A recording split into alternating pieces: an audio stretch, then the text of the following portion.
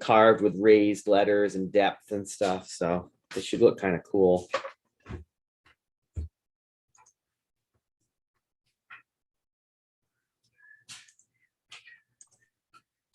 Carved with raised letters and depth and stuff. So it should look kind of cool. Oh, good. Is that you? Carved with Oh yeah. Let me see here. Carved with raised letters and depth and stuff. So it should look kind of cool. Are we on? Oh, good. Is that you? Oh yeah.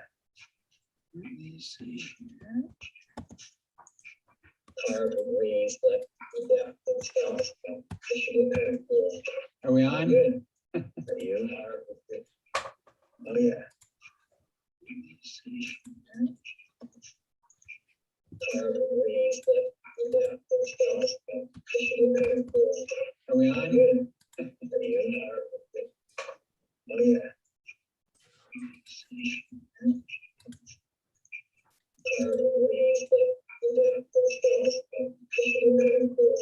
Are we on? Somebody's feedback. Is that me or you? Might be me. Must be. Just a second. Let me get this link here.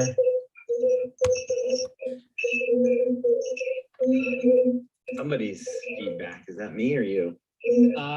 Might be me. Must be. Just a second. Let me get this link here.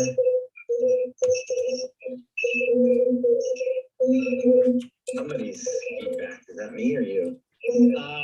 Might be me. Must be. Just a second. Let me get this link here.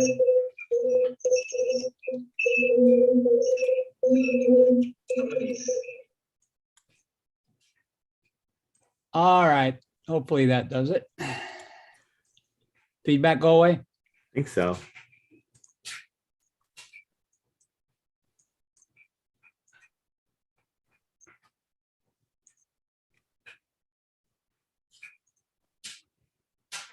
Oh, what the heck happened here? What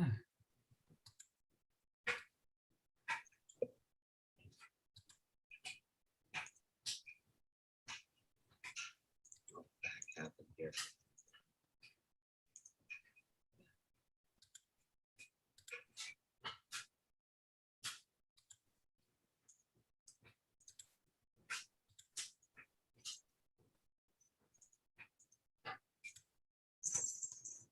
The feedback go away, Levi? Yes, yeah, it did. Okay.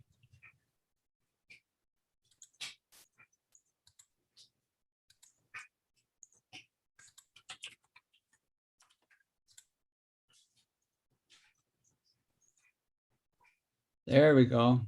Did you hear that QD has COVID? No, I just saw him the other day. Is he okay? Oh, no. I didn't actually see him. What happened? Somebody said that they saw him drive by. They were driving my car. It was my sister-in-law. She was driving by in my car, and he like waved at her and then rolled down the window and said, "Oh, hey, you're not Levi. Say hi to Levi." So hopefully she wasn't there long enough to catch it from him. Was he vaccinated? Is he really sick or? I don't know if he was vaccinated. He said his son got it, then his wife got it. Now he's got it. And he said he didn't feel too bad, but he was just like really weak. Mm-hmm. But he's in good shape though. I mean, yeah. You know, a bike ride for him is high. I hope he's okay.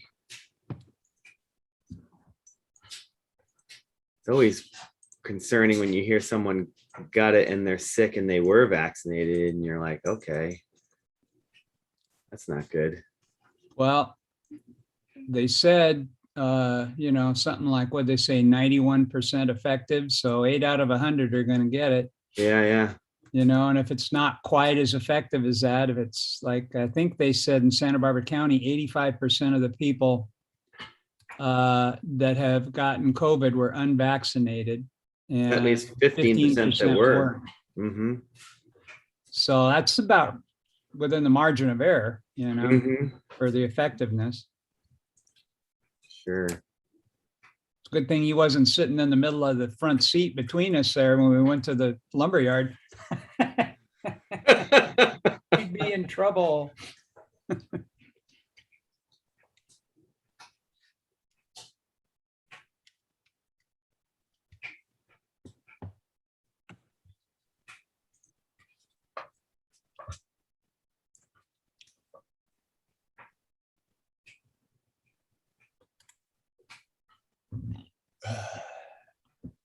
Well, that's a nice blur effect in the background there. Yeah, I've been working on it. I turned the lights off in the room behind me so that it didn't light up the room. Oh, that works. Yeah, I like that. Yeah. Now if I could do something about my body, just my head was floating here, I could go like that. Maybe wear like a black sweatshirt. Oh, you can mess with your eyebrows now? Yeah. Well, that's funny. You can put those funny glasses on. Not yours, you know, those ones with the nose. Oh no, those cool guy sunglasses. It doesn't want to give me a.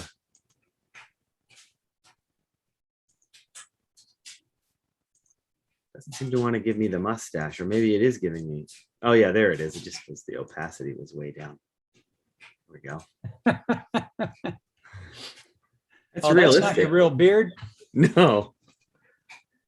You look rather sinister there. That's funny. You see the one where the guy's in court and the he's a cat. The judge, the lawyer's a cat, and the judge tells him, you know, attorney so and so, you are appearing as a cat on our screen. He goes, well, yes, I know. Obviously, I'm not a cat, and he can't figure out how to turn it off. Yeah, I heard that. I saw that on TV, I think. You can't adjust the blur though, huh? It's like all or nothing. Yeah, but for me, it works out good because I have lights in the. There you go.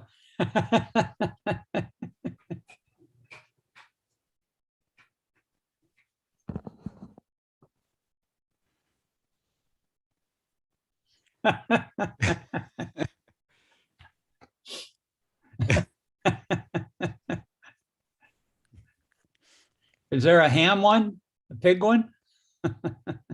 There is, yeah. Ham radio. Yeah, There we go.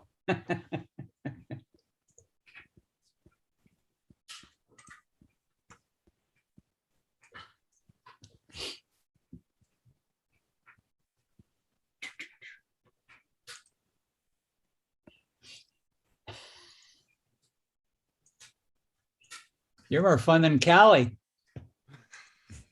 Was he messing around with this? No, he gets out his stuffed animals. I missed that, I guess. His little sock puppets or whatever they are, hand puppets. Dorothy's being safe.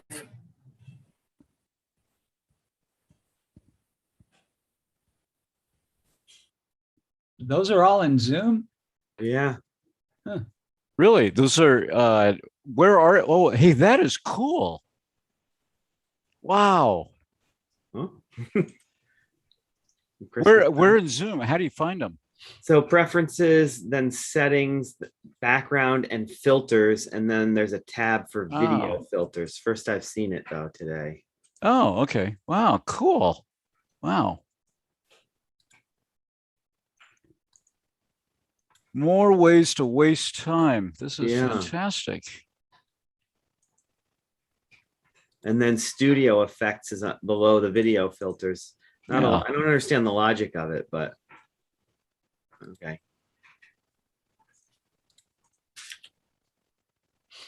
The Mystery Man. That one looks almost real. There we go. They're all off now. Oh yeah, that does look real. Flowers in your hair. Not exactly. There we go. Hard. Hey, welcome aboard, matey. Yeah.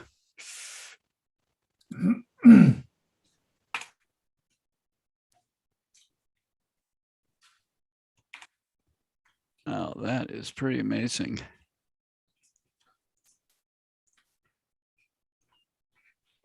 Man, okay.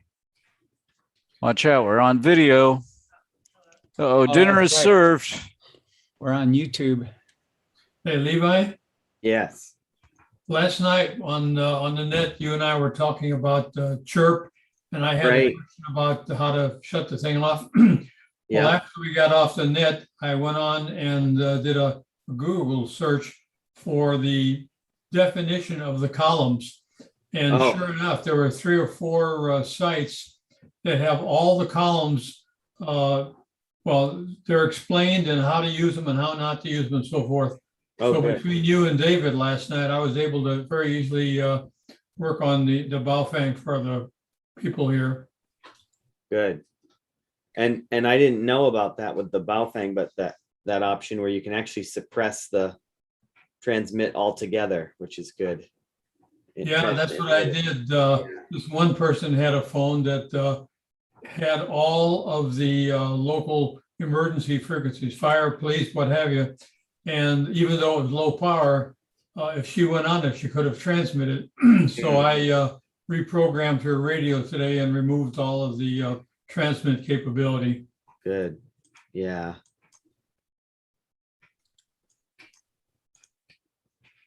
Here I am at the new club station. What's the status of that, by the way? Well, I just got off the phone this afternoon with HRO and placed a $7,000 order with them. So Wow. hopefully we'll get all of our gear in next week and we can start playing with it at the Red Cross. Somebody's got something going on with their audio. It's that 458358. There we go. Now they're gone. Fixed it. Yeah, maybe I'll give a full update when we get everybody here. Good.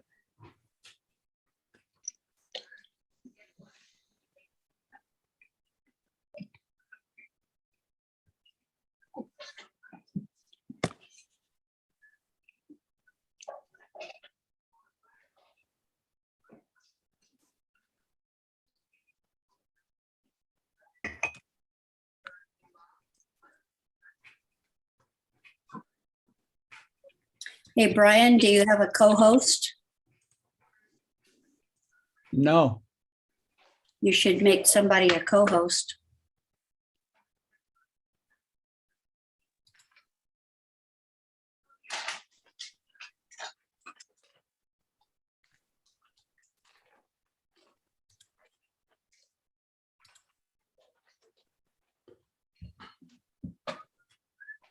okay.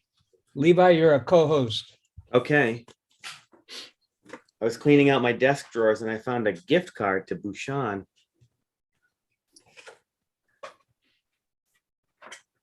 So now we get to go out to a nice meal that somebody gave me probably for an event a decade ago. Yeah, I had a gift card for a couple $100 to go to a hobby shop on State Street because I wanted to build a little remote control car. Mm-hmm. And they went out of business. Oh, well, I know they have to honor them indefinitely, but not if they go out of business.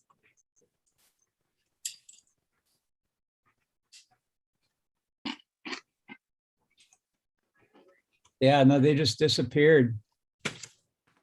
What was it? Hobby something? There was some hobby, it was for RC cars and planes and stuff like that. They were in San Roque area. This is several years ago. And Laura gave me, I think, a $200 gift card to go there and buy some stuff because I wanted to build one. Mm-hmm. And then when the time, I guess within a couple of months, they just closed up shop and I never got anything. So they got to pay their electric bill for a month and closed up. There's a lot going on in the chat room here. Clayton says hello from NF1R. Cash is king. Stuart says Just so you know, it's a balmy 93 in Surprise, Arizona. Stuart, are you in Arizona? Yes, I am. I thought you were at Um, Anacapa Island when I saw you there. The picture is here from Anacapa. That was actually done by Dave Heibner several years ago. The original K6RQQ. But I am in Arizona. It is actually, it's been in the 100 plus today. So it was today, balmy and down in the mid 90s. I was looking for a sweater. Are you on vacation there, or did you relocate I there? have relocated here. How long have you been there? Less than 3 months. Okay. Well, we're glad you can still join us. One upside of doing these virtually is that we can bring people in from all over. The folks here in Arizona in the Phoenix area do a lot of things on Zoom, and because they also have a lot of linked repeaters, because they've got nets that cover basically parts of 3 states. I see you were good, Doobie, and updated your FCC address, license address.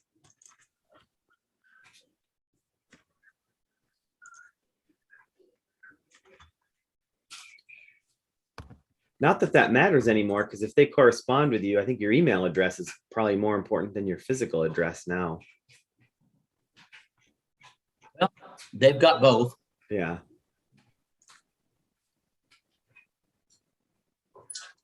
And I no longer have a Ventura County ACS card. Turn that in too. Doesn't make much sense when I'm 800 miles away. You have HF set up out there? Not yet. I've got the radio set up in VHF, UHF, but I am because we occasionally have some windy days. They're not like a 60-mile-an-hour Santa Ana, but there are some windy days that were that snapped off one of my one of the reflectors on my disc cone. So they can get up there. So I'm working out something to change the mast I'm using and then putting up a octopus dipole suitably decorated so it looks like an artificial tree. I've got authorization and permission for putting up a flag. I don't know why I need permission for that, but I've got it. And also for putting up artificial trees, because they don't like antennas, but I'm not telling them I'm putting up an antenna. I'm putting up artificial trees. Are you putting up artificial trees? Yes. What's an artificial tree look like? Like a Christmas tree? Well, one of them looks suspiciously like a diamond disc cone with plastic leaves attached to it. You'll have to send photos. Yeah, but it looks at least as good as the artificial trees that are out on the freeways.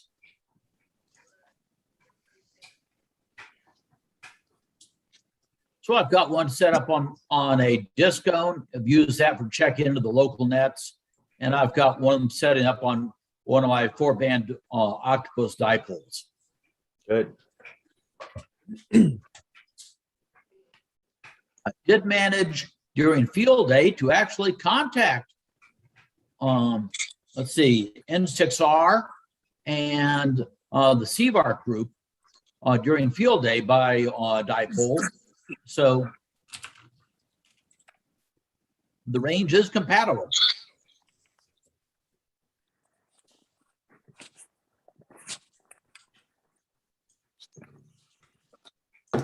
Oh, Mike. Yeah. While since we've talked. Hello, Stuart. Hello. Yeah. Hey, how do you like your new environment? It's warm. I'm glad the air conditioning works. And it's usually at least a 30 to 40 degree difference between the inside temperature and the outside temperature. Today it was pretty much the same because it was outside. It was actually in the 70s and 80s most of the time. You're looking good, my friend. At least I'm conscious, generally coherent and vertical when I need to be. Hey, have a good evening there, Stuart. Hey, Stuart, are you allowed to have solar to power your AC? Actually, I've got some solar that is installed that is prior to my buying the property. And I wish there was more of it, but I do have, I think it's 4 kW solar outside that I wish it was about 8 kW, but that's another discussion. Solar is very popular. If you look up my call sign address, drop it into Google Earth, do a scan, you'll see a lot of houses around here have at least anywhere from 10 to 16 panels outside, usually on the roof.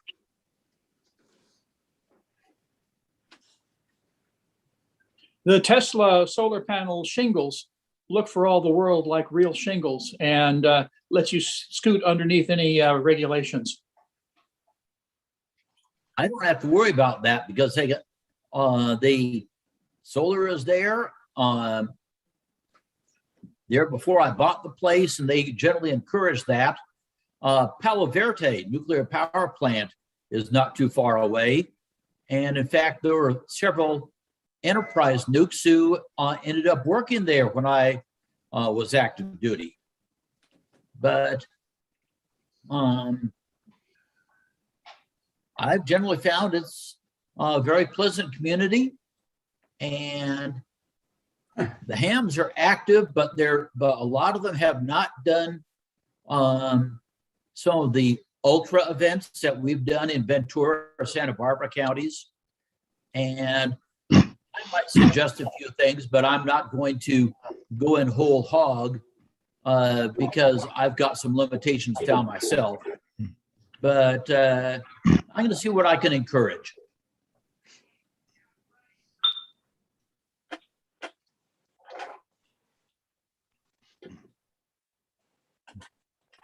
I'll give them a couple more minutes here and then we'll get started. Just see if there's anybody else will come along.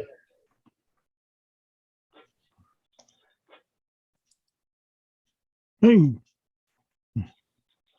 Hey, Daryl, and your other brother, Daryl. good evening, everybody.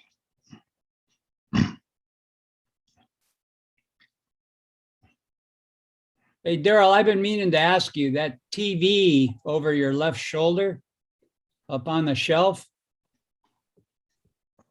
The monitor up there, Yeah. it used to be used for when I pulled in a chassis for a CRT set, cathode ray tube set, and I didn't want to bring the heavy picture tube in. It's just a waste of time and break my back. So I had picture tubes here that I could hook up to the chassis and do the service on the chassis and leave their picture tube at home. Worked out great. I have several of them. There's about 3 or 4 of them here in the shop. But it's been years since I've used any of them because, we don't have picture tubes anymore. We have one down at the club station we're holding for you. You have a picture tube there? Yeah. Nice one. Really? Yeah. I have to come down and have a look at it, see what it is. Yeah. It's yours. We got your name on it. Has my name on it? Yeah. Uh-oh. It works. I Having trouble? No, we're making a donation. I don't know. Too many years. Too much. All right. Let's see. Okay, well, we got 18 in here now. Let's go ahead and get started. Let's see. Okay, as is our tradition here, we start off with the Pledge of Allegiance. Good. Let me find my flag here. All right.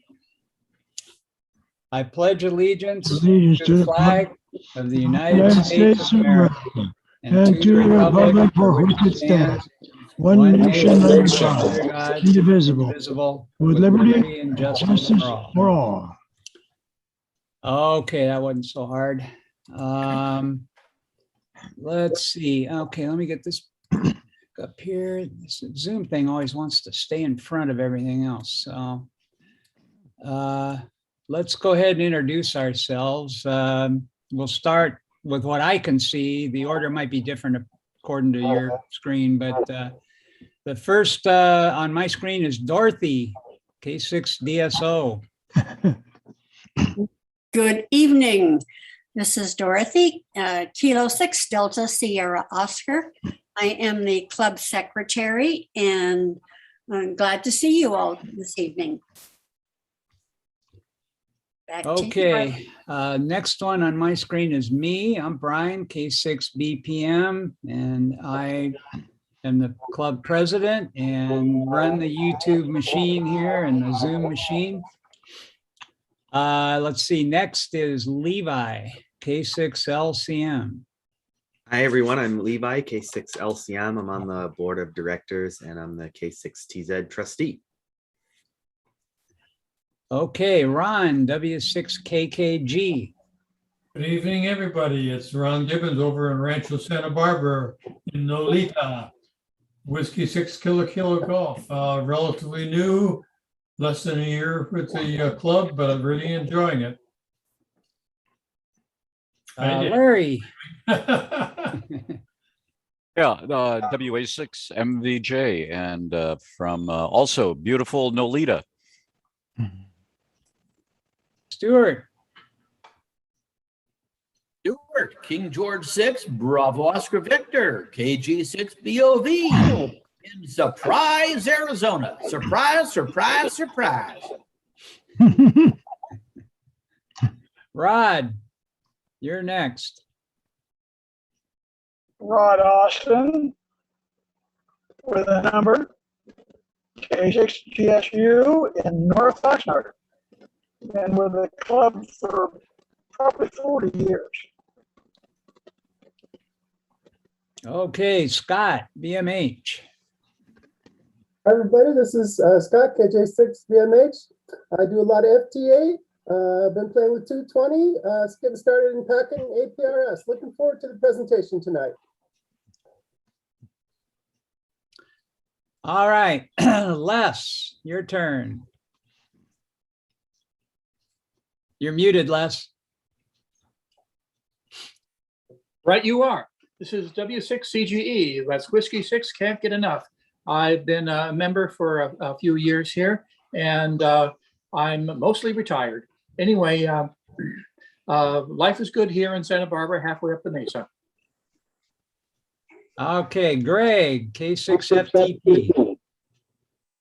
Hi, Greg Lawler. I'm out in Goleta as well. I do a lot of packet, WhisperNet, APRS, lots of things involving Raspberry Pis and software-defined radio. Nice to meet you all. Yeah, welcome. Have you been to any of our meetings before? I think I came to an in-person meeting at the education office a few years ago, but I've been a member on and off for a few years as well, but I haven't been to a meeting in a long time. I'm just kind of getting back into it. I built my first real antennas over the last couple of months, so looking forward to connecting with people that I can actually ask questions to. You can ask a lot of questions. I'm not sure you get any good answers, but you know. Didn't hurt to ask. All right, glad you could make it. Let's see, Mike, CBB. Yeah, hello there, everybody. This is Kilo Charlie 6, Charlie Bravo Bravo, Mike down in the Channel Islands Harbor. Have a good evening, everybody. And Daryl, KF6DI. Good evening, one and all. This is Daryl, KF6DI, past president of the club 25, 26 years ago. And just keep rolling along. Looking forward to an interesting presentation tonight. Okay, Wayne, AF6GX. Yeah, Alpha Foxtrot Cisc Golf X-Ray. I'm also on the board and take care of the infrastructure, and want to welcome Clayton Knoll to the party here. He's one of my neighbors apparently who saw my antennas and was wondering. Dave, AI6VX. Dave, AI6VX, out of East End Ventura, board member and SwapNet host. The infamous SwapNet host. Okay, Clayton Knoll. Hi, everybody. I'm Clayton Knoll, also from sign AA6. I moved down to Santa Barbara early 2020 and live not far from Wayne in Samarkand neighborhood. Finally putting up my antennas in the next few months, I hope. I'm on the faculty of the political science department at UCF and have been active in doing antenna work and getting that station into good shape. All right. Nice to meet you, Clayton. Let's see. Ken, KA6KEN. You're muted, Ken. Your microphone, Ken. Unmute your mic.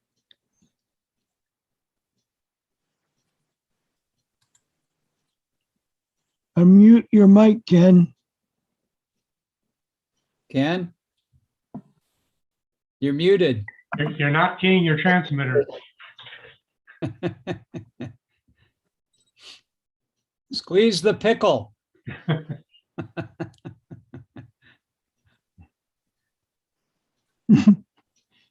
Okay. It's not working. He wants us to go to somebody else, I think. Okay. It's in the computer, probably muted, but yeah, there you go. He's still new with those things. Michael, K6RQV. Evening all.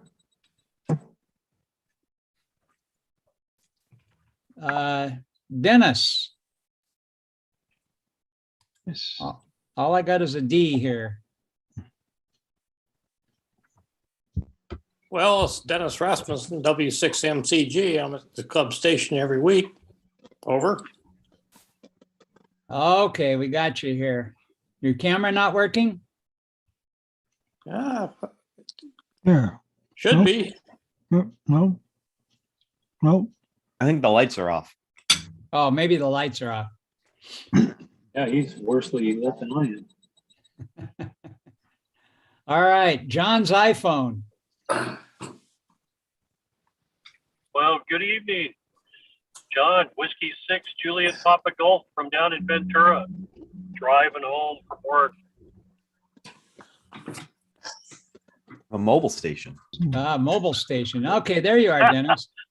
Yeah, I turned the lights on.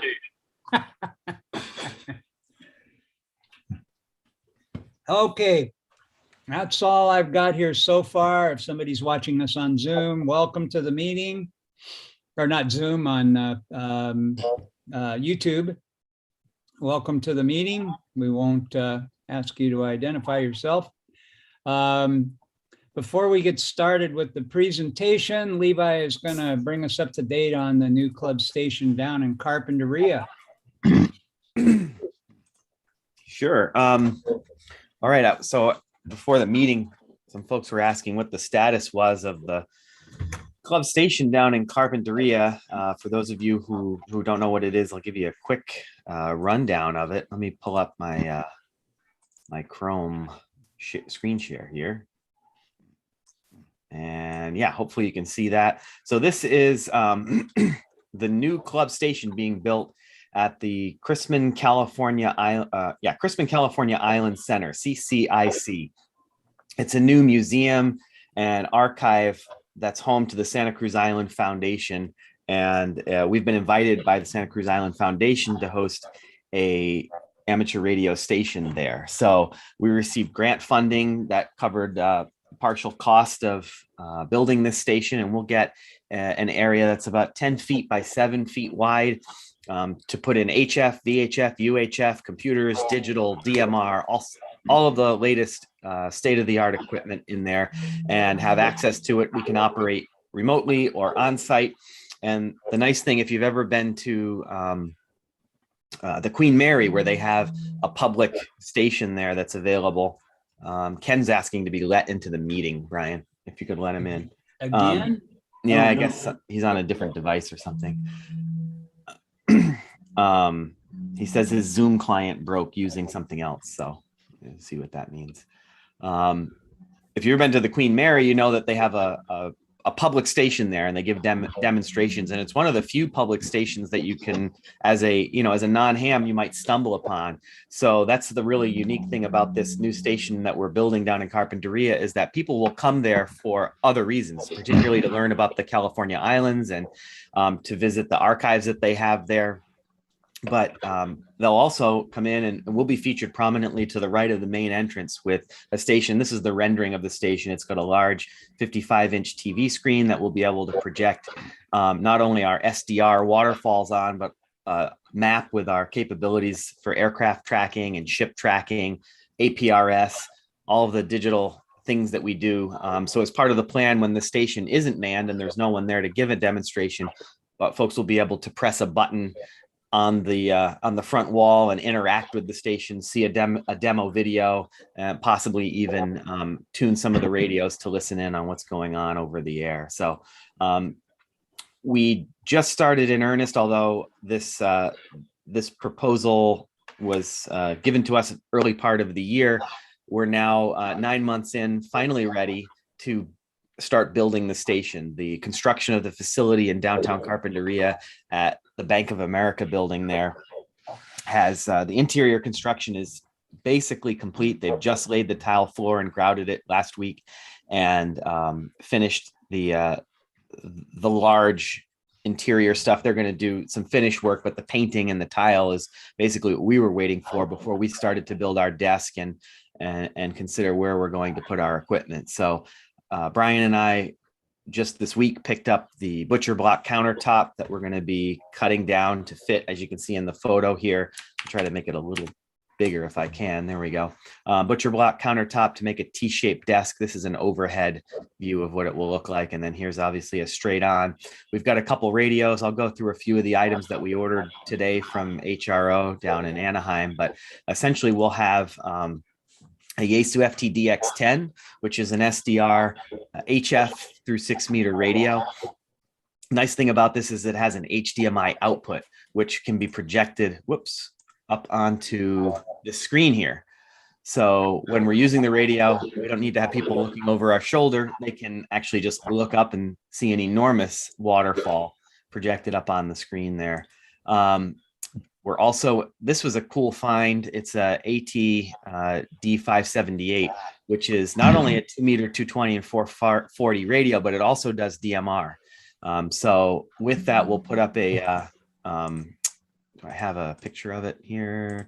This Comet antenna that does those 3 bands as well. And it'll be a nice VHF, UHF, all band, all mode option for us to get on DMR, as well as 220, where we have a decent amount of activity in the area. The B station is, we've got an HF backup here, but primarily this radio, the FT991A, will be used for its 2 meter and 440 capability, particularly FM and single sideband. So that'll be attached to a disc cone antenna on the roof. We've got the ability on a second disc cone to do all sorts of scanning. This is the unit in SDS 200 which will let us scan all the local frequencies and set up nice banks and whatnot. Levi? Yes, question. That's one of those where you put in the zip code and it gathers the frequencies for you. This one does, yes, location-based scanning. So this is one that has the database built into it. And yeah, I had a friend of mine who just purchased one of these and really likes it. I say just like a year or so ago, and he's really enjoyed it. You can update the database, I think via USB on the back. So this is the HF antenna.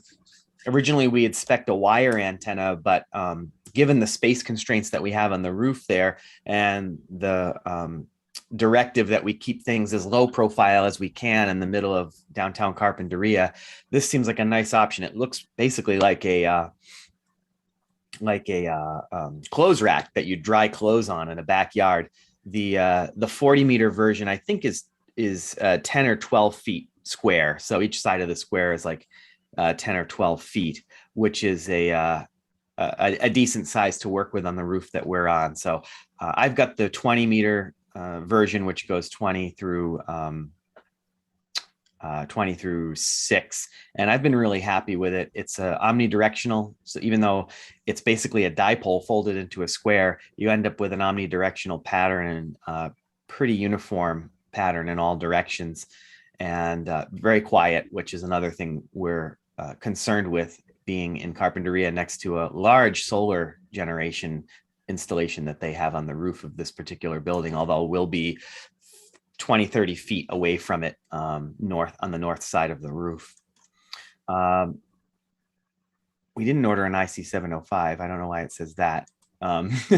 We did order a Comet, which I showed you already, and then the disc cone, the diamond disc cone.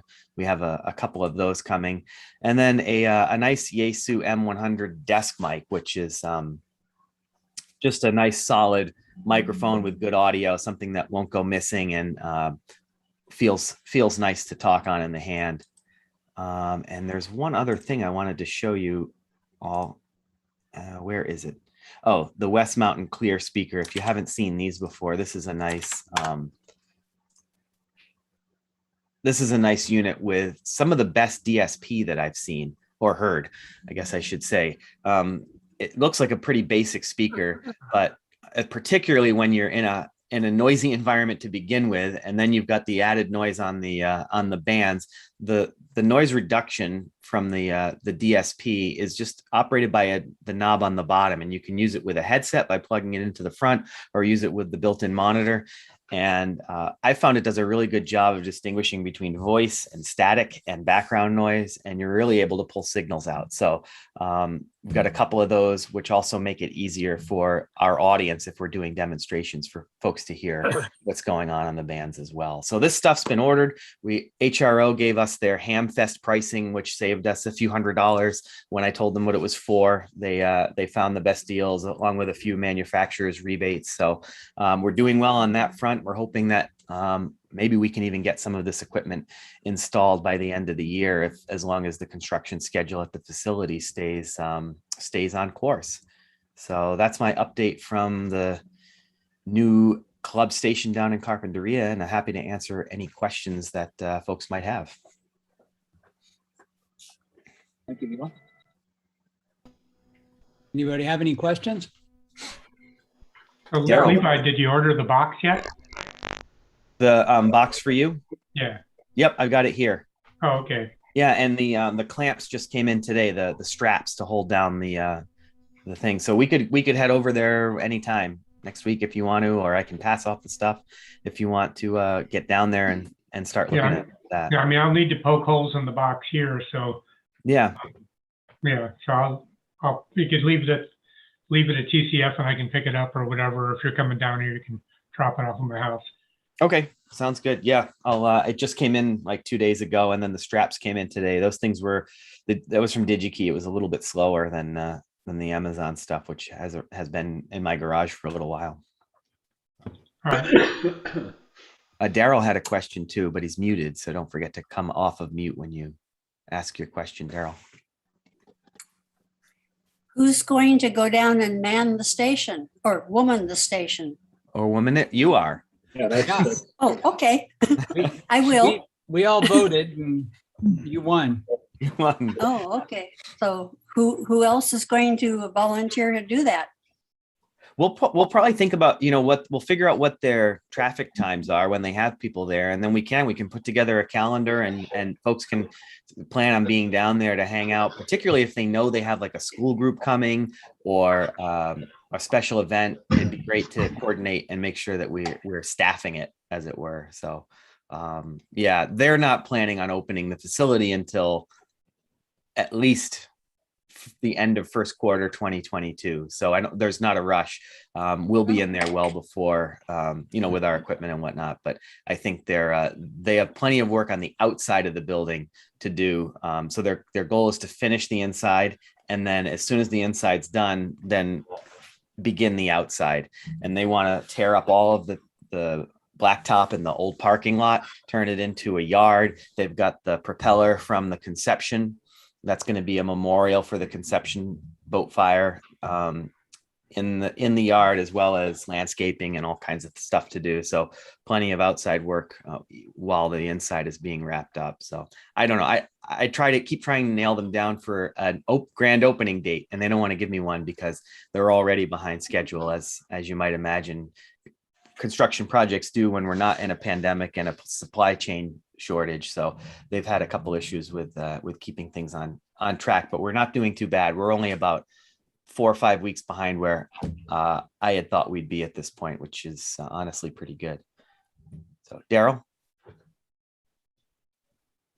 Go ahead, Daryl. Levi? Yeah. Did you mention, or I missed it if you did, about how much you got tied up into this station here in CARP? How much the budget is that the question? Right. Yeah. We received a grant from ARDC, which is the group that owned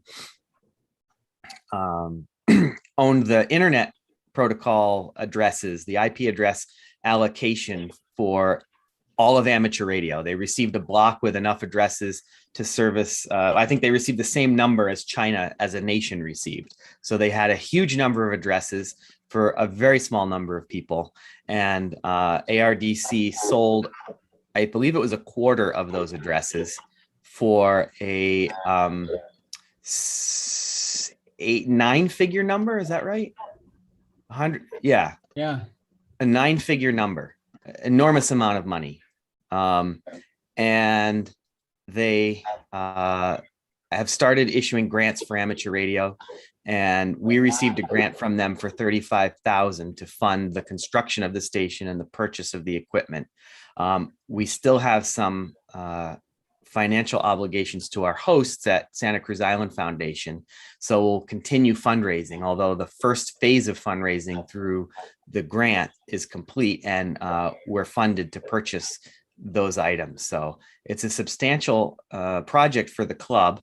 Certainly not as big as the TCF, the Talanian Communications Facility at the Mesa was, but on an order of magnitude, maybe one order of magnitude away from that, and potential to be an important part of our outreach as we look at how we're going to reach into schools and reach out to people who may not necessarily be familiar with what we do and what amateur radio even is. So it's great that it's in a public location.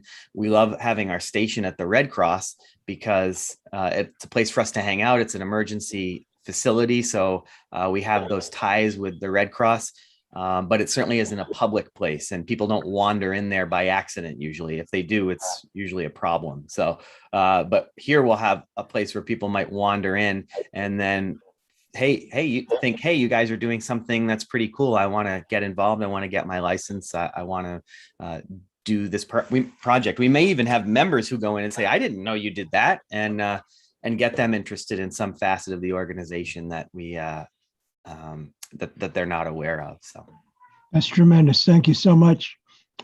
Good. Any other questions?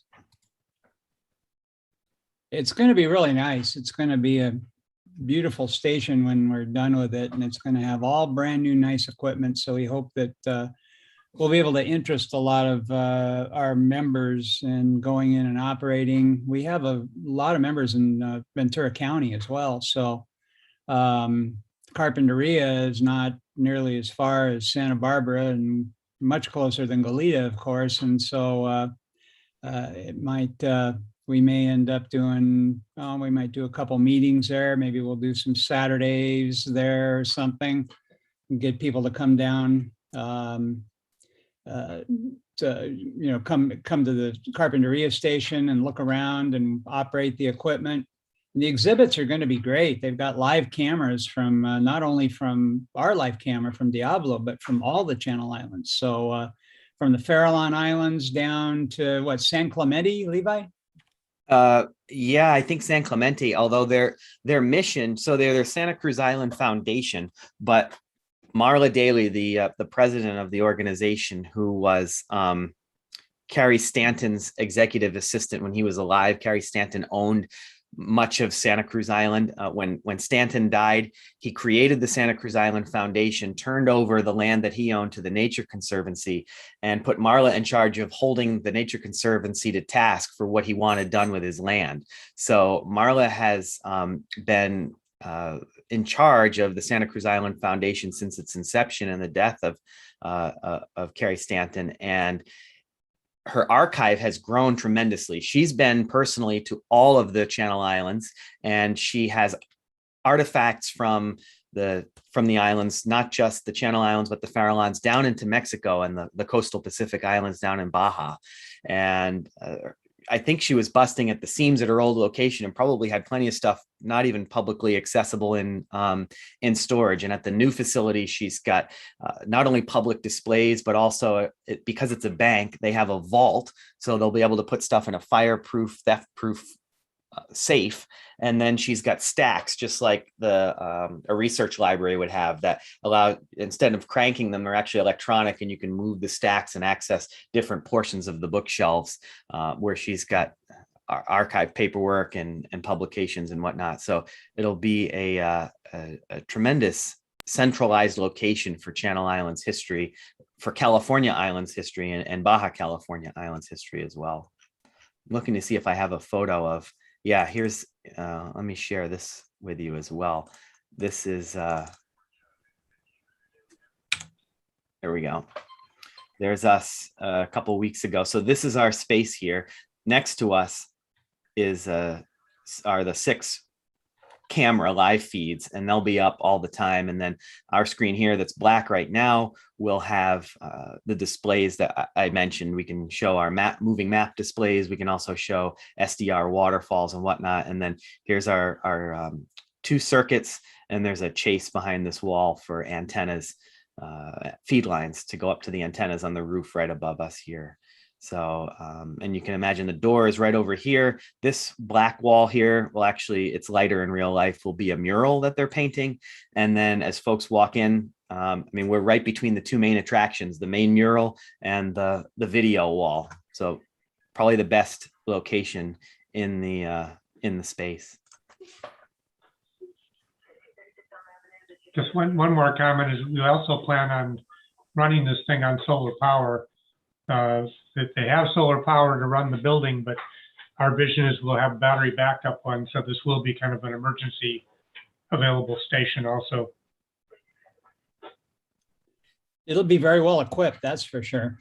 Yeah, and we'll have redundant internet connections. So if for some reason someone came and cut all the cables coming into that building, we'd have our own power source. They have solar, but they don't have battery backup. So we'll have our separate solar charging system, battery backup system, and redundant internet. We'll have their Cox connection in the building, as well as a microwave link to our backbone, essentially, which, I mean, think of it now, we'll have another location on it. It really will be a data backbone for the club, wireless data backbone.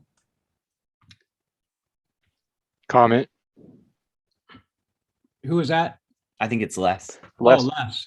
Yeah. Yeah. It'd be pretty awesome if we had a big throw switch where it could be demonstrated that we switch to our own power for any groups that are coming by, and be able to show that we can be operational whether there's power being received or not. Sure. I'm sure that'll be possible. Anybody retiring any electric chairs in the country? Maybe we can get one that's from or like Yeah, I recently just got thought rid while of you a were- giant knife switch.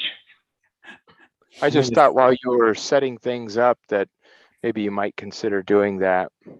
Yeah.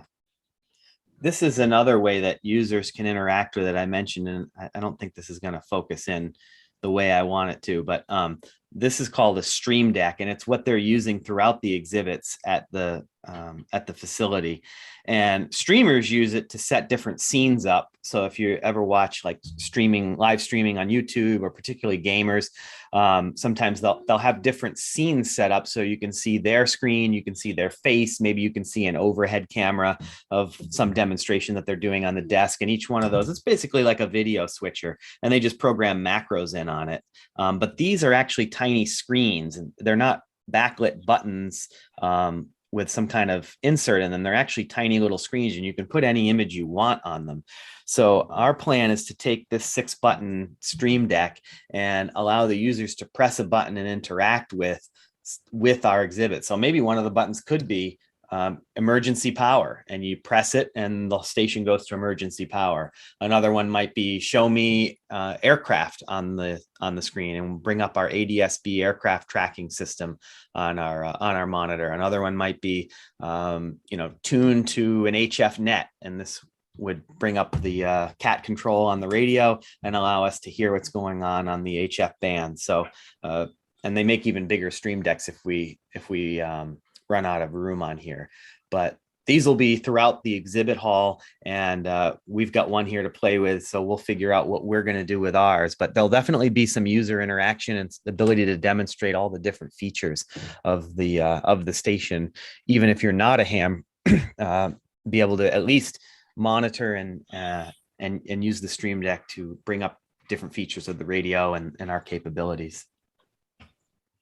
Yeah, one of the things that we'll be displaying down there, which will be kind of interesting, I'm going to share my screen here and show you, is the AIS, the ship's traffic that's out in the channel. And all this data comes from our receivers right now, I just have the data from the Lavagia, the TCF, Talanian Communications Facility, the receiver from there hooked into this, but you can see, okay, let me put it up here. Okay, this is all the data that we're collecting from just the one source. We also have San Ynez Peak, and there's soon going to be one out at Diablo right about here, and so we'll be able to get a lot more out in the Pacific side of the islands here. But as you can see in the daytime, you can see all these. This is live and it updates real time, so we'll get a little bit of the islands in here to bring in that island flavor, and then they can see all the ships that are coming and going out here in the channel at any given time. So that's and you guys can look at that anytime you want to. You can go to the sbwireless.org website and click on AIS, and you can be proud that your club is providing the data for this. So that's just one of the things that we do anyway. But there'll be something continuous going on the screen all the time. So it'll either be the feed from Santa Cruz Island for the video, or maybe the AIS map, or just some of the things that we do. And we think it's gonna be really interesting for people to get an idea of what ham radio people these days do. We're into a lot more things than just chatting on HF. So it'll be a good promotion, good way to promote amateur radio. Anyone else have questions?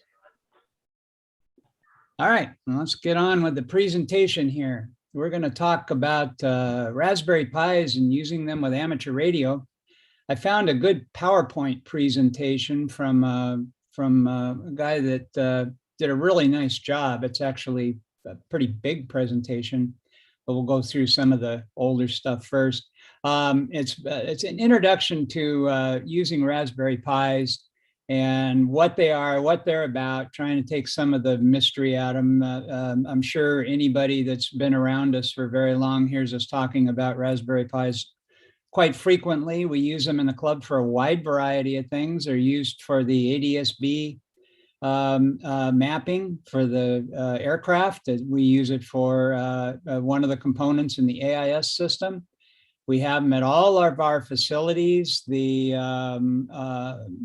use it for DMR. There's one, and Levi, isn't there one hooked into the All-Star system as well? No, he might have stepped out for a minute, but we use them as small task computers for a lot of our operations. They're just ultra reliable. They'll run for years and they don't require any attention. You just set them up to perform something that you want them to do, and they'll just gladly do it night and day for days and weeks, months on end. So anyway, let me get the presentation started here. Where is it? There it is.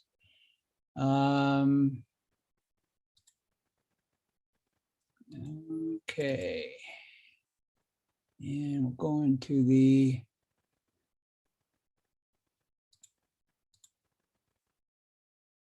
okay, here we go. Can you all see that okay? Yes. Okay. All right. Now this was done by Neil Goldstein, W2 NDG. And okay, this is an audience poll. Do you already own a Pi? How many do you own? Actually, if we were doing this live, we'd have you raise hands.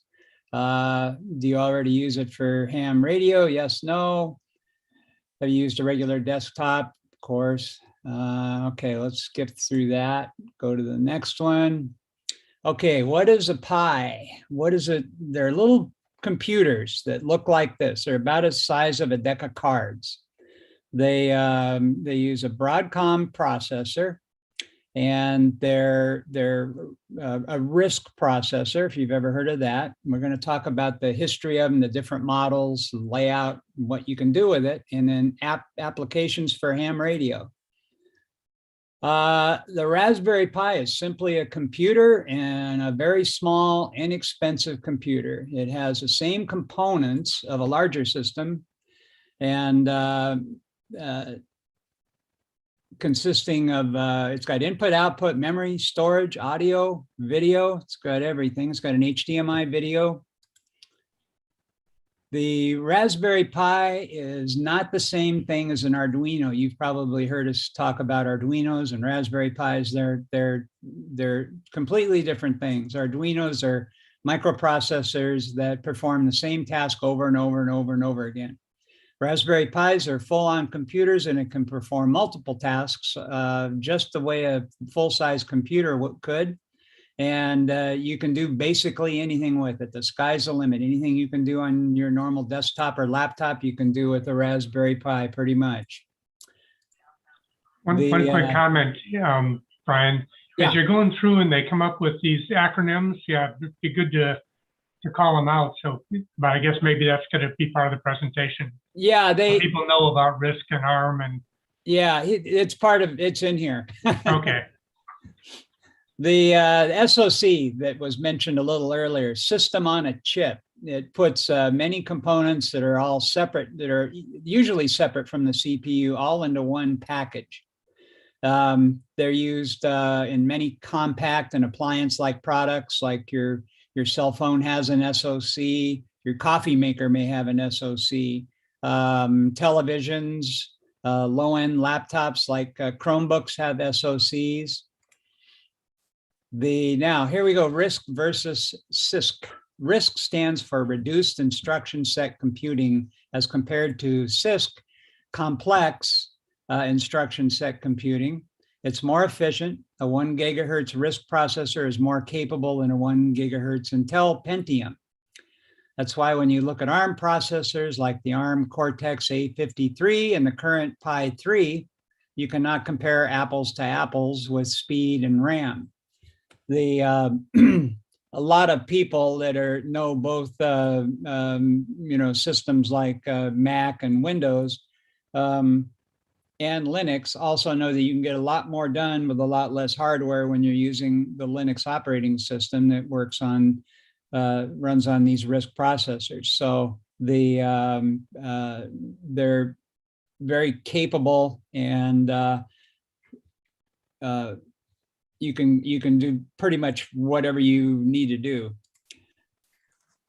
People might remember back in the day when the Macs had Power PCs in them, and it was kind of a bummer as a Mac user that they switched away from Power PC to Intel. It was nice in the fact that we could then run Windows software natively, but the Power PC being a RISC processor was a lot more capable, megahertz for megahertz, gigahertz for gigahertz than the Intel Pentiums were at the time. So it's kind of interesting that we're going full circle with RISC becoming back in vogue, and now Mac is going back to a RISC ARM processor, and it seems like Raspberry Pi and mobile devices really influenced that. Yeah, and then and I think part of that too is the people that become more proficient with computers. A lot of people that were Windows only or Mac only are now getting into using Linux operating systems and RISC-based devices. And the price point on one of these is so cheap. We're going to get into that in just a minute. This is we're going to look at the history of the Raspberry Pi boards here. This is the original Pi Model B. This was the first one that they came out with. It had 2 USB ports, an Ethernet port, and it had a RGB composite video display port over here, right there, and then something for speakers or earphones or a microphone headset. And then a power hookup way over here in the back, which is just a little mini USB port. And that was it. And that got a lot of people interested. It was not real powerful, but you could still do a lot of things. You could hook it up to a monitor, and you could play games, and you could do word processing and things like that. It wasn't the speediest thing, but it was only $35. So throw in a power supply and a case, you're up to maybe $45. And so it was a good way to get started in this area and start learning some of these, some of the benefits of the small board computers, as well as programs that will run on these types of systems. Then they came out with a Raspberry 1 Model A. It had a little bit more powerful single core computer. It had 256 megabytes of RAM, a USB port. This one didn't have any Ethernet. You'd have to use some kind of adapter for that. It had HDMI port. That made a big difference. Instead of using RGB, you could now plug it into your television set and use it. Plus, they maintained the composite RGB monitor capability, and it was probably, I don't know how many millions of these they sold, but they're still around, and people are still using them, and they're still functioning. The next one they came out with was the Raspberry Pi 1 Model B. This one had the Ethernet port, and it was basically the same as the original Model B. Now they're still on the Raspberry Pi Model B, but they added a couple of more USB ports because the CPUs are getting a little bit more powerful, and people wanted to add more peripherals. So instead of 2 USB ports, you had 4, and they doubled the RAM on this. So you'd be able to run slightly more complex programs. Then the Model 2 came out. That was not a bad little computer. I am still running things on some Model 2s. It had a quad-core processor in it and a whole gigabyte of RAM. They dropped the RGB composite audio from this, or this dedicated port. And supposedly, although I never tried it, you could do it all over this one jack right here. With it was the same as your audio jack, although everybody was so thrilled with the HDMI port that kind of that was by far the most popular way to display these. Now the Raspberry Pi 3 Model B, this was when it started to become a pretty nice little computer. Had a 1.2 gigahertz quad core. It was 64-bit instead of 32-bit, full gigabyte of RAM, 4 USD ports, and all the bells and whistles of the previous versions. And it also had Wi-Fi and Bluetooth built in. So the Wi-Fi and Bluetooth gave you pretty much full capability to do just about anything with any peripheral on the market. Now the Pi 3 Model B Plus was a little bit more powerful. It had a 1.4 gigahertz quad core.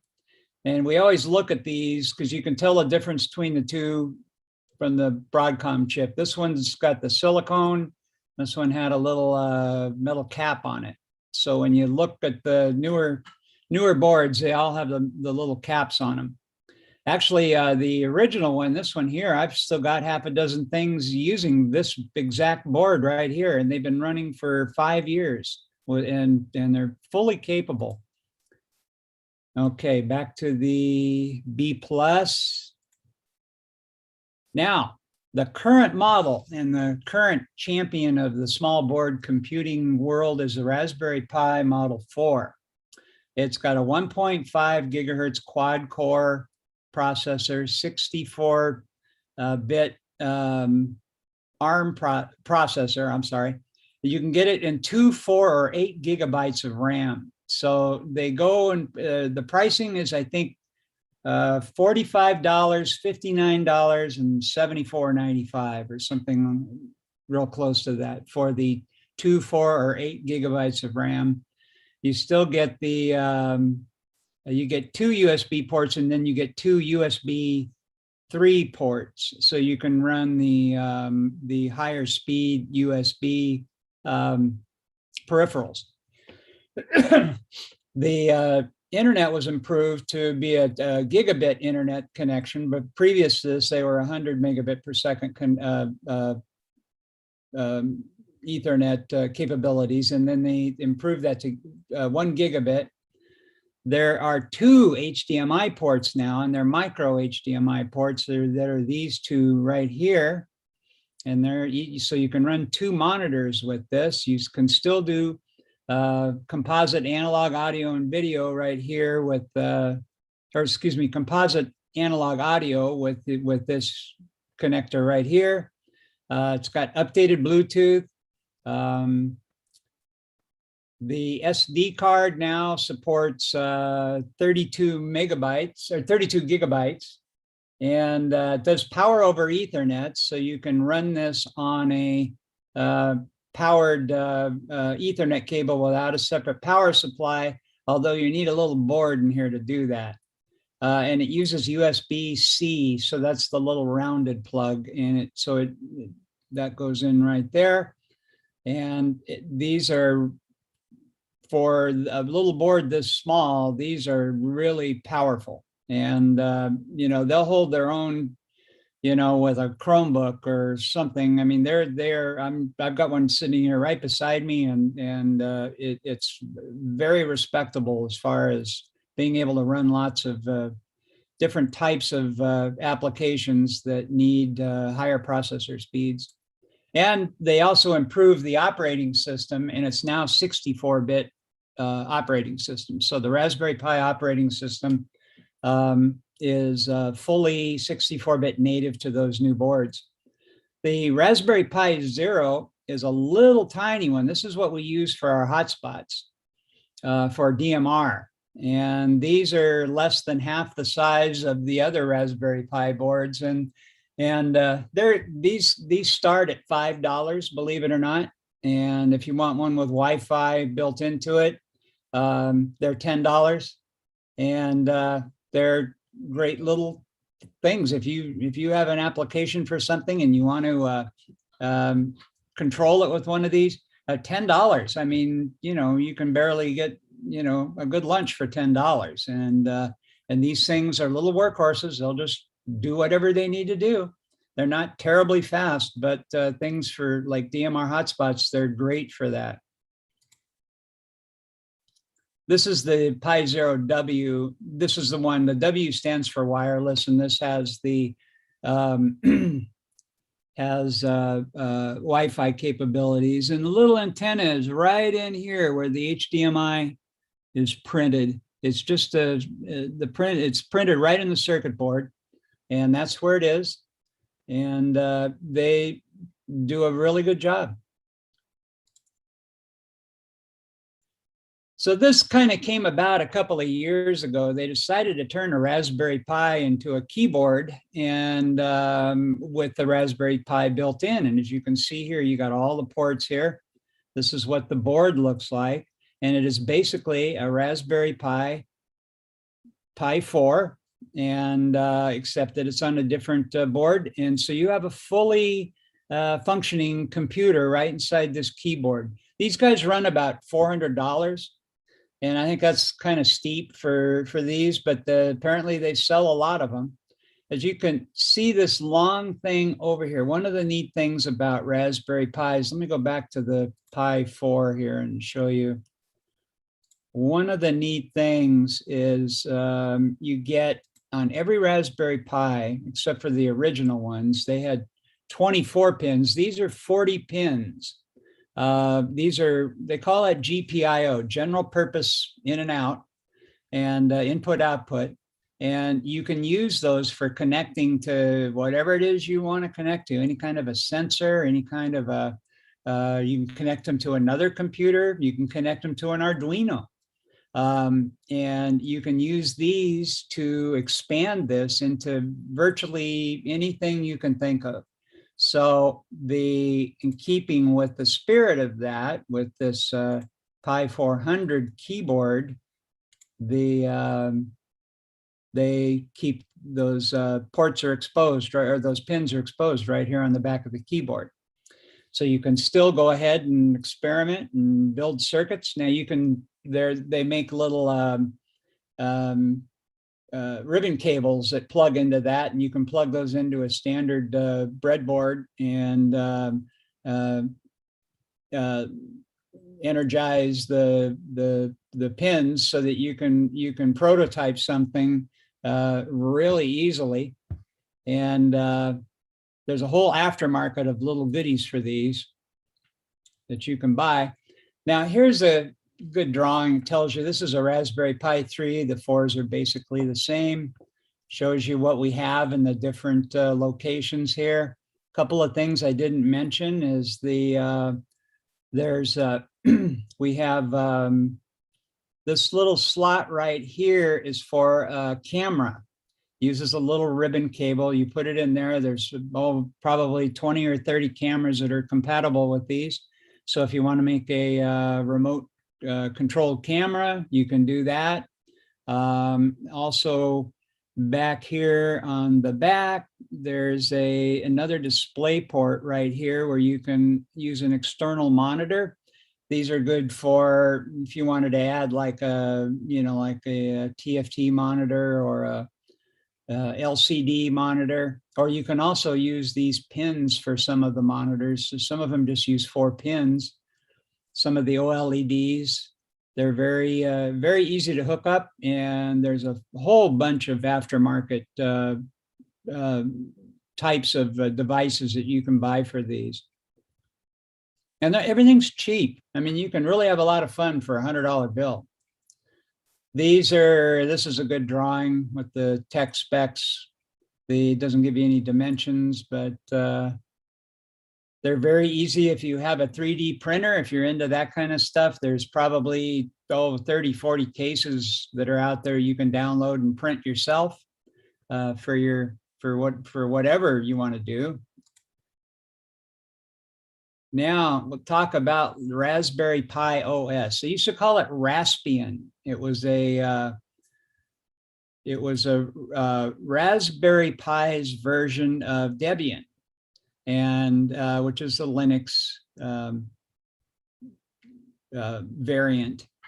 And now they call it Raspberry Pi OS. Raspberry Pi will also run on Libra Elect, I guess you'd call it. It's a Kodi Entertainment Center distribution. What that means is Kodi is an open source project, so you can build things like your own entertainment center that hosts all your movies and your music and streaming. You can build your own setup of, just as fancy as the ones that you spend hundreds and hundreds of dollars for. And you can do that all with open source software. It's all free. It also runs Ubuntu Desktop. And that is a little bit scaled down version of the full blown operating system that is running in corporate offices and data centers all over the world. Now, this tells you what the limitations are. As mentioned before, because of the Pi's ARM architecture, only programs compiled to run in an ARM environment are available. Not everything will compile well for an ARM, but there's lots of choices. There's a wine layer for running Windows programs, but that won't work. That works on other Linux systems. There's been attempts to make an x86 emulation layer for the Pi, but so far they haven't been very successful. But things have changed now. Originally,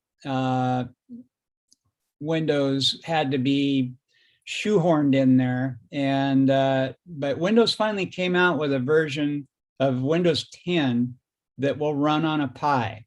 So that's available. You can download it for free, and so you can run Windows 10. It actually looks like Windows XP, but they say it's Windows 10. Now, Android,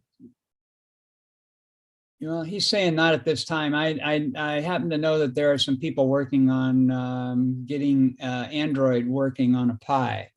So I think that's probably just down the road. So you'll be able to run the same operating system as your phone if you have an Android phone.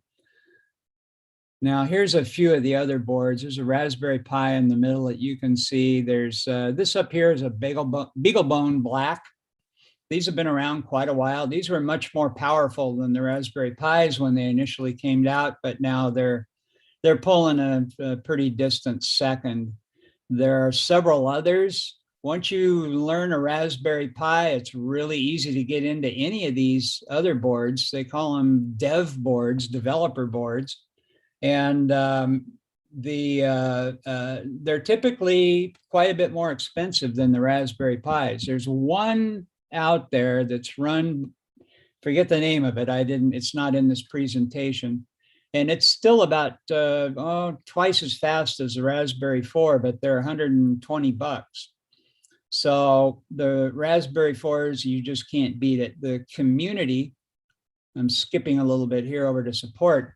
The community online for Raspberry Pi stuff is gigantic. Anything that you want to do, if you wanted to write a program to run on a Raspberry Pi to open your blinds in the morning, I bet you could find 10 of them that people are just posting and giving it away. Then you can modify it to do things, and you can add things. So if you wanted to add a sensor to tell when the sun is up, you could. It's just for experimenting. It's just, you can't find a better community. There's forums, there's infinite tutorials on YouTube that will teach you how to put them together, how to program them. You don't even need to program them. You can load, you can just use them as a normal computer, but they're made to be experimented with, which is what's so much fun. And the other thing is with these is that they use a micro SD card. That's where the operating system is loaded. So you could conceivably have 10 projects going on at once with 10 different cards. You just pull one out of the Raspberry Pi and put another card in there with the other project in there. So it's not like you're dedicating your Raspberry Pi to one particular purpose. With an Arduino, you can't say that. You have to program those. You hook a cable up and you program that, you load it onto the chip inside, and it's only going to run that program. If you want to run something else, you have to redo it. So it isn't nearly as flexible. So you could just have a little library of SD cards that you pop in there for different purposes. So if you want to play games, you pop in your game one. If you want to do office work, you pop in the one with your open source word processor and spreadsheet. And if you wanted to do programming in Python, you pop one in there that's all set up to do programming and run things. So what can I do with it? Okay, here's a little camera I was talking about. This is the Raspberry Pi version. They also sell one. I think they're around $20, $15. It has that little ribbon cable that goes into the ribbon cable slot on the board. It's now these aren't 4K cameras, so whoops, I'm sorry.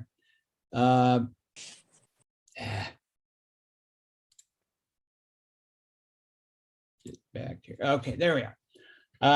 These aren't 4K. They're not going to be the best camera that you ever saw, but they're not very expensive. And you can, you know, if you want to do like a motion sensitive camera and you want to stick it out in your front yard to see if you have any bears in your front yard, which I just did a little while ago, in fact, you can build one of these for, you know, under $50 with a little camera on it and have it record to the SD card. And there's probably 100 programs out there that you could find in 20 minutes that would just different ways of accomplishing the same thing. Some of the other things, and let's see, small desktop computer, you can do that. Media center, music player, that's what we were talking about with the Kodi thing. The Kodi build that they have for this. Weather station, I have my weather station running on a Raspberry Pi 4. Robotics, they've been using Raspberry Pis in advanced robotics now for quite a while. The web-enabled controller, so I imagine what they mean there is something like a controller. You can do home automation, you can do all kinds of remote control applications. Education, they're great for teaching people how to program in commonly used programming languages like Python and C++ and even learning, PHP and web programming. It'll run all the same software that a full heavy-duty commercial web server will run, and you can learn all about how to run that without ever having to, ever having to change out of your pajamas. Kiosks. Now, when Levi was showing us all those monitors on the wall, every one of those is running on a Raspberry Pi. And so they have underneath the monitors there in a compartment down below, there are 8 Raspberry Pi 4s. Now, what they do is they connect to the various island camera sources, and they control the video feed for each one of those monitors. So they're actually going out on the internet, getting the video and displaying it on the monitors. Raspberry Pi has a mode they call the kiosk mode, where you actually load a browser, but all the controls and the buttons and the frame and everything is gone. So all you see is the video, just like it was television or something. So it makes it ideal. Now, if you go into any real estate office these days, instead of having pictures on the wall with the houses they have for sale, now they have sophisticated systems where they display all their houses, or walk into a restaurant or McDonald's. You go into McDonald's and those big monitors on the back with the with the menu on them, those are probably Raspberry Pis. I'd always look behind them when I see these in a restaurant or a burger place or something, and they're usually running a Raspberry Pi, and they're easy to change the menu. And some guy, they just change it at headquarters, and all of a sudden McDonald's menus are all updated all over the country. And of course, there's all kinds of applications for ham radio. So let's look at some of these things here. We're just going to talk about the programs now that are available for Linux that will run on these ARM processors. So that leaves us with FLDigi, some rig control apps, some SDR applications, and there's also things for linking over microwave. There's APRS and packet implications. And over here, ADSB airplane tracking, we talked about that. Remote SDR servers, and SDR radio, digital radio hotspot. That'd be a DMR node or something, or an all-star node.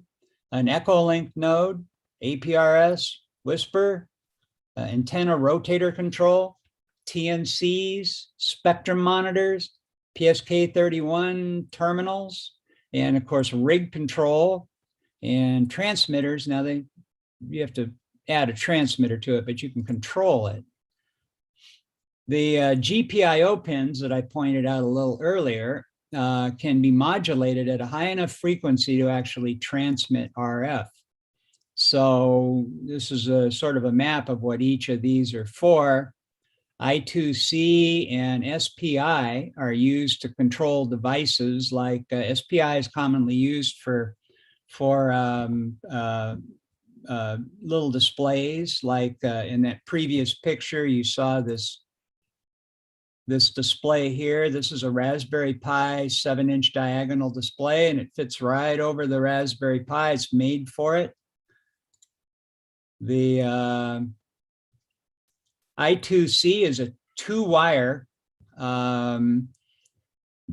system for connecting sensors. And you give each sensor an address. So you can use these two I2c pins here to control a number of different types simultaneously. Some of the other important ones are your 3 volts over here, 5 volts on this side, and a ground. And UART is for serial communications. And then you have, it says 1 PWM, pulse width modulation, and there's more than one of those, but you can simulate analog with a PWM. Now there's a little Raspberry Pi that was originally demonstrated by transmitting music over an FM radio, and they did this right with a Raspberry Pi. This is the original Model 1. The output wasn't very clean, he says, and it was obviously really low power. There's other projects like that. There are little transmitters that you can make. Now the Whisper project, I heard somebody say something about Whisper. A lot of people are making little extra boards, little daughter boards for Raspberry Pis. And what you see right here is a little board that you can add right on the GPIO pins. You just plug it in, and this is called Whispering Raspberries. So it's a project from TAPR, Tucson Amateur Packet Radio. It combines the filters and amplifier needed to clean up an HF signal into a neat little board. So you can create a transceiver using this board with some minor changes and an RTL SDR dongle and either direct sampling mode or an up converter, and you'll want to get a GTC SDR. But this allows you to transmit directly from your Pi without any radio or anything else. And they make a little kit version of the board that you can build yourself for $10 if you're into Whisper. So you got $35 for the Raspberry Pi, or if you got a Raspberry Pi 4, you might want the $45 one or the $75 one. But add another $10 and a little solder, and you've got a little whisper set up here. Now, this one here, it says here, Ian Lee. Whoops, I'm sorry. The Zoom keeps popping something down over this. That's why I'm messing this up. Ian Lee, KD8CEC, has a great website for support of the UBITX transceiver. One of his projects was to combine a Raspberry Pi with a UBITX for self-contained digital mode transceiver. So I am not exactly sure what he got here. These little displays down here at the bottom are roughly $7, all completely assembled. This is, that looks a little bigger than the normal Raspberry Pi screen. But these screens are cheap. They're usually under $25 and they're touch sensitive, and you can, so you can see if he presses these buttons, they'll actually work. Now this is,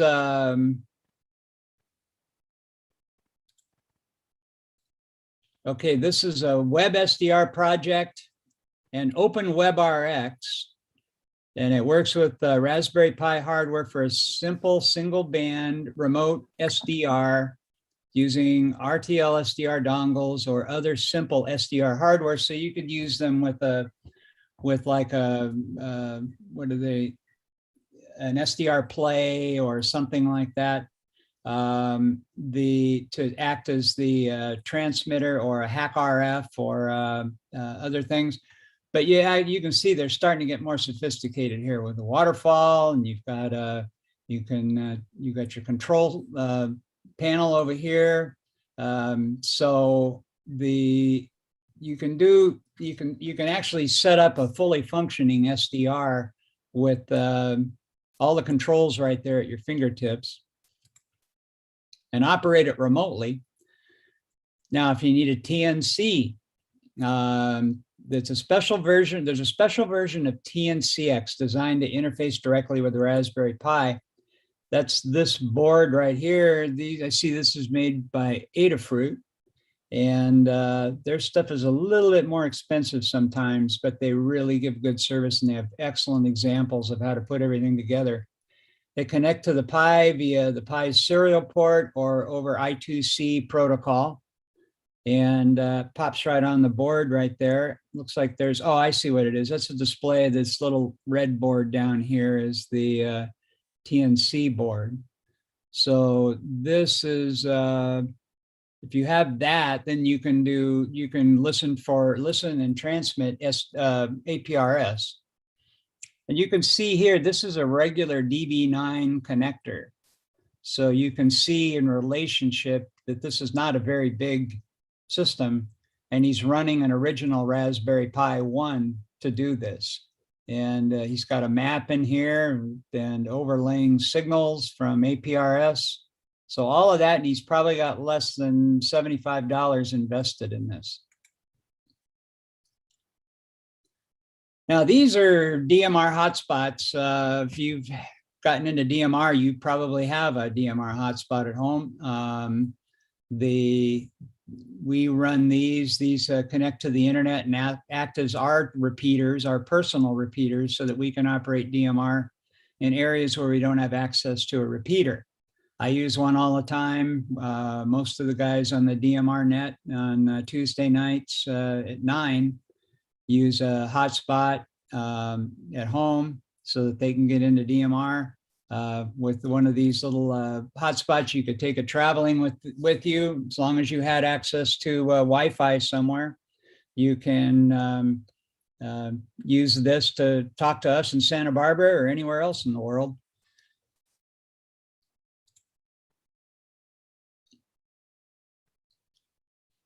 Okay, we now have enough speed from the Raspberry Pi 4 to create a reliable digital mode terminal. So in this case, you see he's running, what is it, FT8 or JT65, I can't tell, looks like FT8. using a Pi 4 and one of the new dedicated digital mode radios from QRP guys. Those are the little QRP boards that were on one of the previous slides here. And you add a monitor to it. Here you've got your waterfall. It's running WSJT-FX. And yeah, so this is FT8 on 40 meters. So it's got all the bells and whistles here.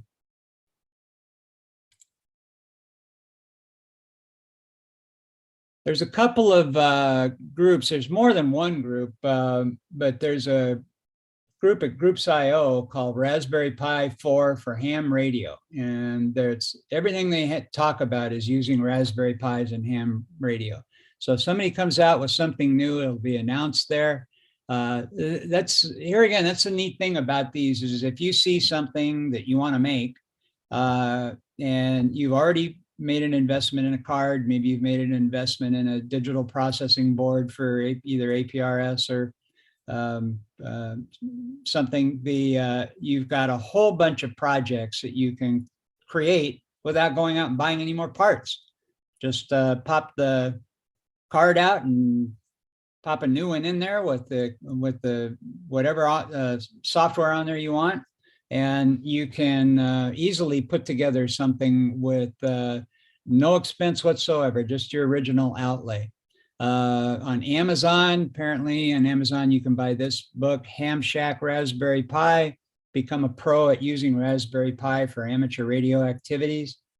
And there's a whole lot more than what I've just shown here. There's Dave AI6VX and many others are now using Raspberry Pis as all-star nodes, and they're building their own all-star nodes. And Scott, I can see do you have one there you could hold up, Scott?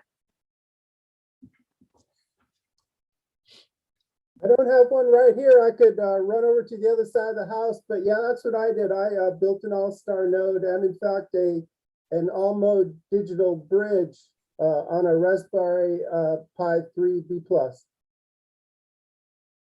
Yeah, why don't you do that? I think I'm close to the end here. All right.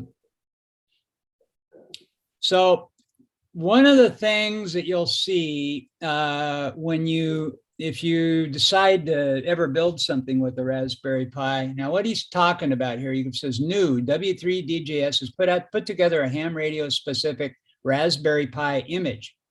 What that means is it's got the Raspberry Pi firmware on it, operating system, plus all the programs for amateur radio, and it's all on one image. So that means you just copy it to your USB card, and you burn it to it. There's a little free program out there for doing that, and then you pop that in your Raspberry Pi, and you're all set to go. And it's got all kinds of software on there that's only for ham radio.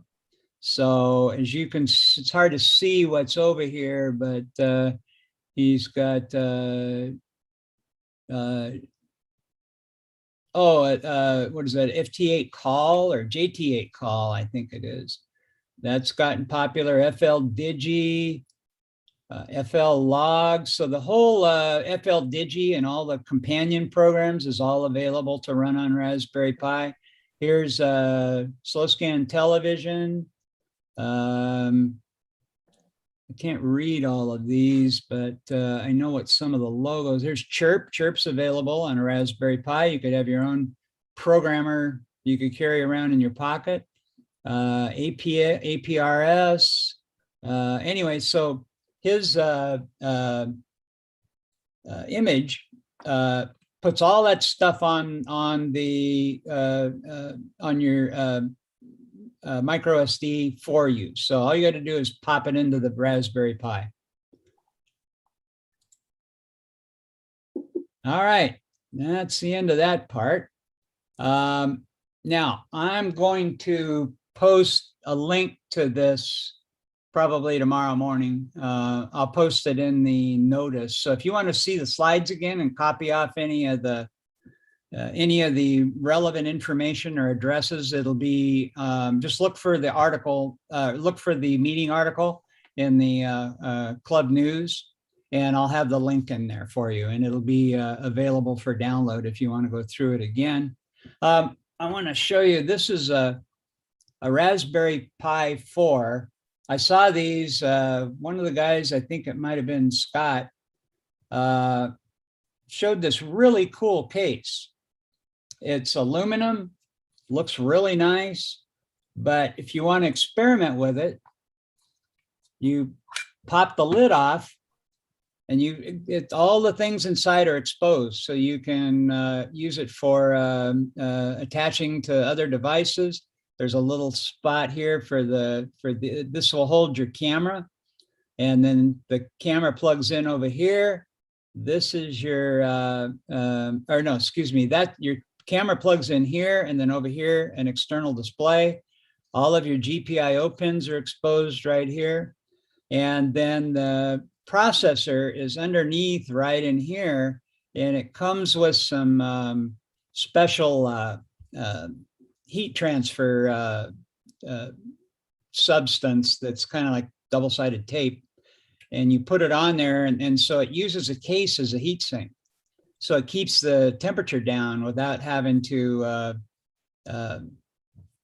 put a fan in there or something, because the Raspberry Pi 4s run a little hot, and then when you're all done with it, you just close it up and looks good wherever you want to put it. So everything's all accessible. There's little lights inside there that tell you when it's writing or reading, and when the power's on, and they show through. So it's a really nice little case. $15. That's it for the case.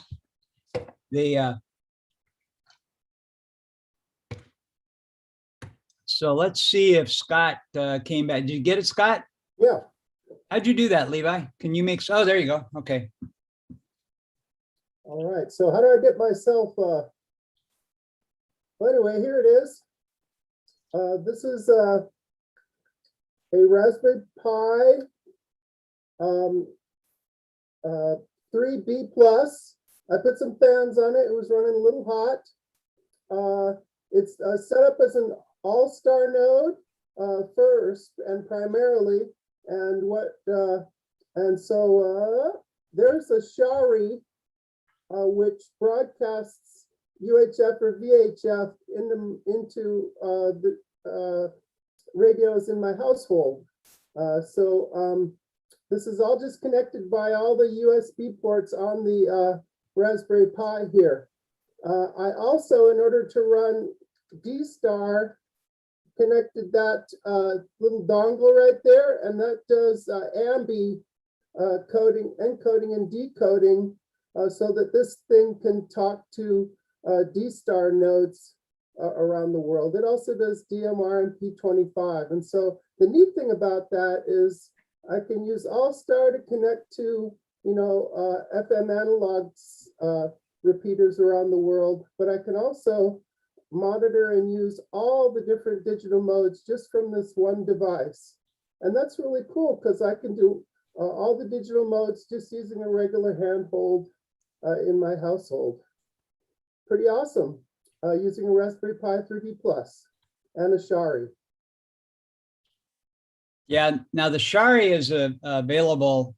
That's a aftermarket product, and you can order it from a company. We can provide that information if we need to, and if anybody's interested. But these all-star nodes have become very popular because we did away with Echolink, and so all-star behaves much more efficiently on our network than Echolink did. So a lot of people have got them that live out of the area, so they can keep in touch, and you can use a normal handheld. And the cool thing is, and Scott does this, is he's able to use an analog handheld and talk to us on DMR. So he doesn't have to have a separate DMR radio. He can just use his analog handheld, and it bridges over to DMR, or it'll do D-Star and P25, won't it, Scott? All of that. So one radio, one HT, he can walk all around his area there, his house, and probably around his house. And he's got connectivity to whatever mode that he wants, pretty much. can't do HF, but aside from HF, just about everything else. So these are very cool. It lets people that are, even if there's not a repeater for 100 miles of you, if you've got an internet connection, you can still play. And we can't really tell the difference when somebody's on All-Star. It's not like Echolink, where you know that the guy's on Echolink. All-Star sounds exactly like you're, 100 feet away from the repeater and or right across the street. It's very good quality, and it's an alternative when you don't when you're isolated like that. Or if you move to some area and they, you miss your friends and you miss the nets that you used to participate in, you get an All-Star rig and we support it, and you can hook right up anytime. And there's on the net here, there's at least 2 or 3 people I know that have All-Star things. Dave, AI6VX, are you still with us there? Oh yeah, I'm still here. How many All-Star capable devices do you have now? I have 3. So I've got my Pi 3B, I think, probably just a 3, I think. And then it's hooked to my little Baofeng HD. So this is what I use for Simplex. And that's what's on 24/7, except right now, because I'm showing it you guys. And then when I do the nets, I just have my Raspberry Pi and this set of headphones, no other hardware. And this is full duplex, radioless. So, you run the net from that? Yep. This is I wouldn't have known. Well, when I run the, whenever I host the nets, this is what I use because it's full duplex. So I can hear people stepping on each other. I was going to say, that's how you're such a courteous operator, is that if you double with someone, you know right away, because you can hear both ends of the conversation, so you don't continue. Yeah. Plus the headphones is really good audio quality, so I can hear 3 people talking at once. So yeah, and it's pretty handy. You don't sound like you're on. I mean, Echolink, it was always very clear that someone was using a digital device to connect. And when you do that, I had no idea. I just thought you had a really good signal into a repeater and we're on a regular radio. So good. It did its job, because out here in the east end of Ventura, I can't hit you guys. So RF wise. Yeah. Great. Yeah. So there's and what Dave, so money wise, all you've got in there is the Raspberry Pi. The Model 3 is $35, and you got the headphones. Headphones are like $10 on Amazon. They run deals where they're 20 with $10 off. They go in and out of stock. They disappear. But I've bought a few. Frank's got one now. CKG's got one, but he hasn't gotten the software together. That's a pretty low entry point dollar wise to get into it. Yeah, and you had to do a little configuration on the software end of it, but it wasn't terrible, was it? Not at all. It was pretty painless. There's a pretty good website that has all the settings that you need for it. Basically, you just had to set the mic gain, and that's it.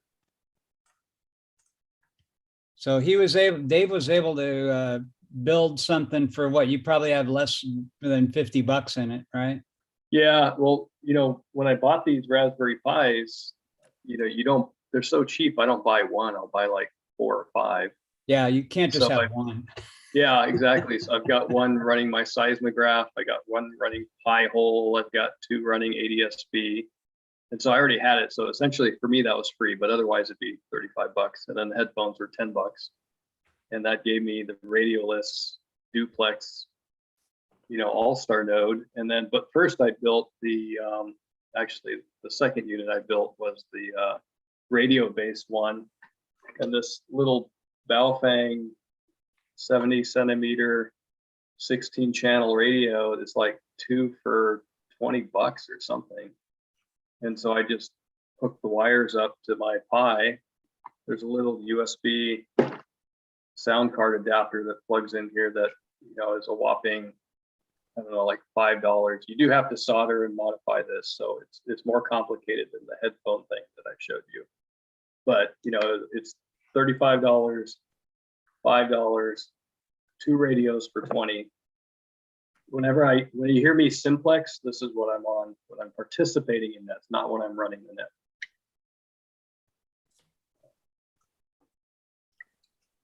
So let me show you guys one more thing here. Now I have a Davis weather station on my roof, and I've had them for years. And the software that I was running for it, I think I got it about around 2005. So it'd make it over 15 years old. It was Windows based, not very good. But I just been using it. But I found another system for Raspberry Pi. So I decided one weekend to convert it all over. So I'm running on a Raspberry Pi 4. And now that's what my weather website looks like. So all this is actually live. I don't have to do anything. If something changes, it'll update all by itself. But I can get, get nice graphics of highs and lows and dew points and all that kind of thing. Or if I want to look at we haven't had much wind lately, but it'll show you wind graphs and gusts. I even added this thing here for earthquakes.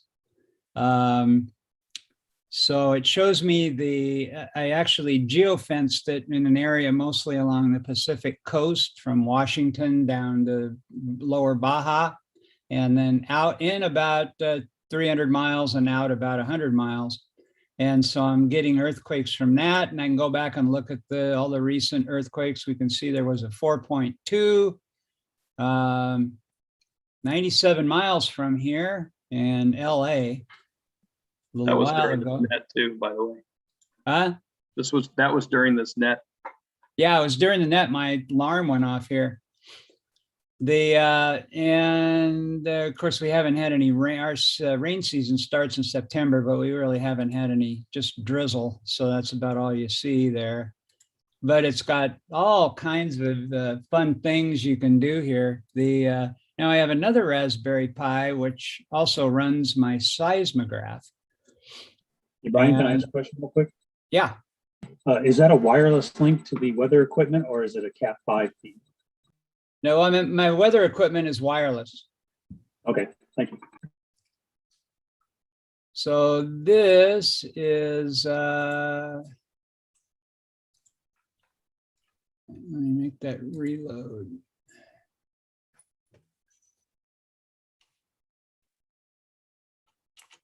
Looks like I'm missing some information here. Thought it would show that earthquake, but it looks like it stopped here. I've had that happen a couple times anyway, but I have a seismograph here at home, and this is the output from it. And it's just running on a Raspberry Pi. I've had it about 4 or 5 years, and I haven't ever done anything to it. Just keeps running. But I think I'm going to have to look at that because it should have been, it looks like I'm missing the time frame when we had that earthquake. It would definitely show up here. Dave also has a seismograph, and we both see earthquakes from many, many miles away, thousands of miles. But anyway, there's just so many things you can do with it. And as it matures and as more people get interested in it, it's attracting some fairly sophisticated programmers that are writing neat stuff that can really help you get started with some project that you want to do. Whether it's a weather station or something to do FT8 on, and it's not hard to do at all. Anyway, so that's about it. We got any questions? Just a comment, a couple, Brian. Yeah. I'm only running one, just kind of for everybody, but it's for a Pi-hole application, and I downloaded and updated the BIOS, so now you can boot up off of a USB stick. So I got a very small thumbnail-sized USB drive and put the Raspberry OS on it, and it's a lot faster than on a SD disk. And then I went in and overclocked it 500 megahertz and then put a really big monster fan on it, and the thing runs a lot faster. So that's, you can overclock them as long as you cool them and boot off a USB stick. I haven't tried booting off a USB stick yet. I think one of the things they're gonna have in the next, maybe if not, I think they'll have it before the Pi 4 runs out. Will be some flash memory that you can load everything onto the flash memory on the board, and then just take your card out. So it should run a whole lot faster after that. They already make some of the competitors make those. That's the way that the BeagleBone is, and the one other one, it's called a Neo something or other, but it's they're more expensive, but you only use those for getting the operating system flashed to the non-volatile RAM on the board. And then after that, you can take the card out, or you can use a card as data storage. So that would increase the performance a lot. But I think, Raspberry's done it this way because it allows people to only buy one or two of these and just swap the cards out when they want to do stuff. So it's depending upon what they want to do.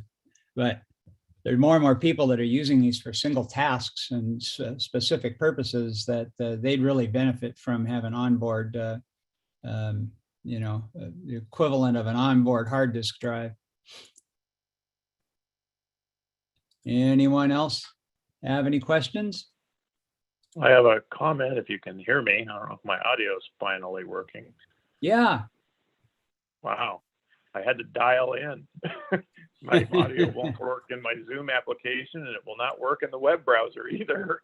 So I was just going to say, if anybody's really excited about this stuff, I think we've still got a couple of the starter kits at Santa Barbara Electronic Supply that has the power supply in the case and the unit and an instruction book and a bunch of extra wires. And I don't know, it's got a whole bunch of stuff in it.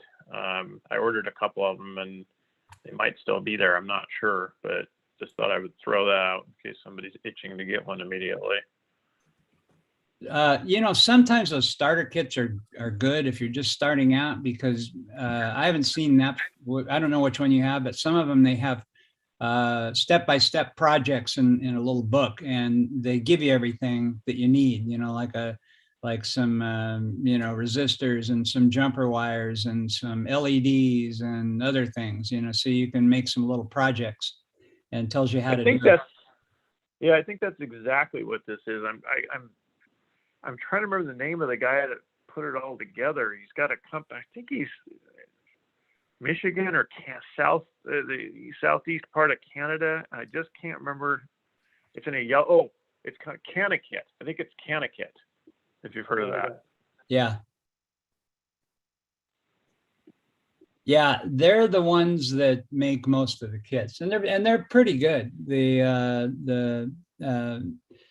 give you enough to get you started, so and don't give you anything that's going to be so frustrating you're going to give up. They're made for anybody from 10-year-old kids up to 110-year-old adults. If you can read, and look at pictures, you can figure out what to do. So it's a good way to get started. If you've always want to learn more about computers and just thought, well, gee, I have no reason to, and I'm retired and whatever. If you want to rekindle that spark of interest that you had when, in the 1980s, when you heard about computers, thought, oh, wow, that'd be fun to have if I only knew how to use it. And, Raspberry Pis are, like that again. I've been doing computer stuff for most of my adult life. And I have more fun with the Raspberries than I do with my thousands and thousands of dollars of servers and laptops and everything else. I have a lot more fun with a $35 Raspberry. So it's, and I've learned a lot. I've got to admit that it's really improved my skills a lot because I've gotten more into solving problems on platforms that I wouldn't normally be exposed to, except for things like setting up web servers and mail servers and stuff like that. Actually working at the hardware level with a board that with a full blown computer. So it's just a lot of fun. Most of the cool stuff that we do throughout our network, like the receivers for ADSB, the streaming for the live streams, and scanner stuff that we do for public safety on our website, all these things that normally would have required like a dedicated computer, now they're all running on a $35 Raspberry Pi. So we have, we're with a much lower barrier to entry, we're able to do a whole lot more with digital infrastructure. So almost anything that you see that the club is doing, like Brian was saying, all of those cameras are running off of at the new club station will be running off of Raspberry Pis, and we've used them throughout our network just to couple the Raspberry Pi with the RTL SDR, the little software defined radio dongle, and you have a radio receiver, a remote radio receiver that you can use practically from DC to daylight. So, think about, you'd need a PC and an actual ham radio receiver to do this 10 years ago. Now you can do it for $50. Yeah. Yeah. It's and it is, and it really, it's not daunting. It looks like it. You look at that and you go, how am I going to make this work? There's no picture tube on there, and I mean, or no obvious knobs, nothing like that. But you can take those and find so many, not just accomplish a project, but find a dozen different ways you can accomplish a project by looking at other people's projects. If you go to like one of these forums where they do amateur radio and Raspberry stuff, I mean, these guys everybody is more than willing to share what they know. It's nothing, nobody hides anything. So it's just, it's if you're so inclined, go out to Ken's and pick up a Raspberry, or get on Amazon and order one, and a little power supply, and you can have a really good time, and I guarantee you're gonna understand more about computers when you're in 6 months than you thought you ever would. It's a really good teaching tool. I saw that $400 Raspberry Pi, and I thought, I have an old wireless keyboard, and I've got a monitor back here, and I figured I don't need to pay $400 to get a standalone. I'll just use this wireless USB keyboard and an HDMI monitor, and I got basically a separate desktop that runs a Raspberry Pi on this monitor on the opposite side of my desk. So yeah, I mean, I think, like you said, that's a little steep for that, and you don't need to spend a lot of money to get a standalone desktop setup running the Pi if you are so inclined to want to run it like that too. One other interesting thing is, it wasn't in the presentation, but they also make it's called a compute module, and they're Raspberry Pis that are edge cards. So you pop them in a rack with a whole bunch of others, and you can actually make you can have, the cards pop in the rack vertically like this in a card holder. And you can have, if you have a network, and some of them, and I do this too, I use them just to monitor other machines and tell me when something's wrong. I've got one that I built that's down at the club station that monitors all the club stuff. I've got two that I use at different locations. So if one location goes down, the other location will tell, or vice versa. And I'll get a message in my email that I'm having a problem. And that's all I run. And it costs $35. The software is free. And if you were to subscribe to a service that does the same thing, it'd probably cost you $100 a month. And, you know, it took me $35 for each one of these, and the free software. I 3D printed the cases, so it was about 50 cents, a couple cables, and that's all I needed. And it works really well. And these companies will use these use the Blade computers as task centers. So if they want to do any kind of telemetry, or if they want to monitor temperatures in different parts of their building, or if they, whatever they want to do, they can use these little inexpensive things. They go right in the racks with all the $10,000 servers, and they just do their job. And they're extremely reliable. If you need to fix them, pop one card out, pop a new one in, and you're ready to go.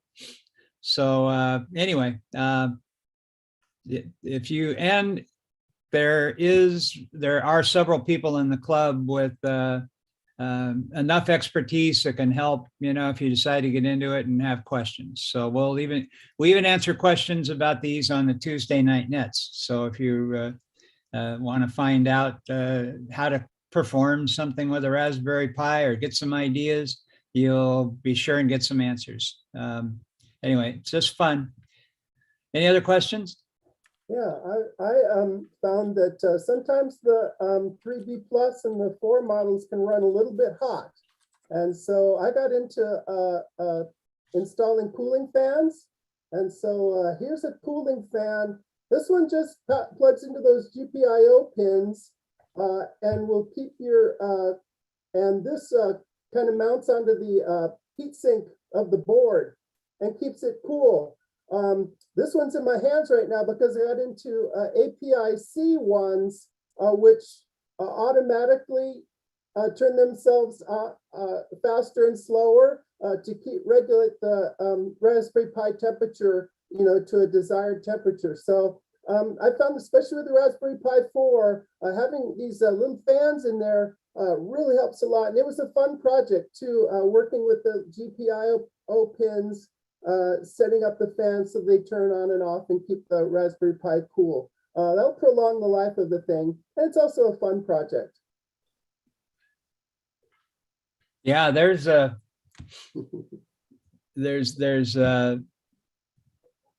little tiny, these fans are little tiny, you know, pancake fans, and they are, they work to keep your Raspberry Pi cool.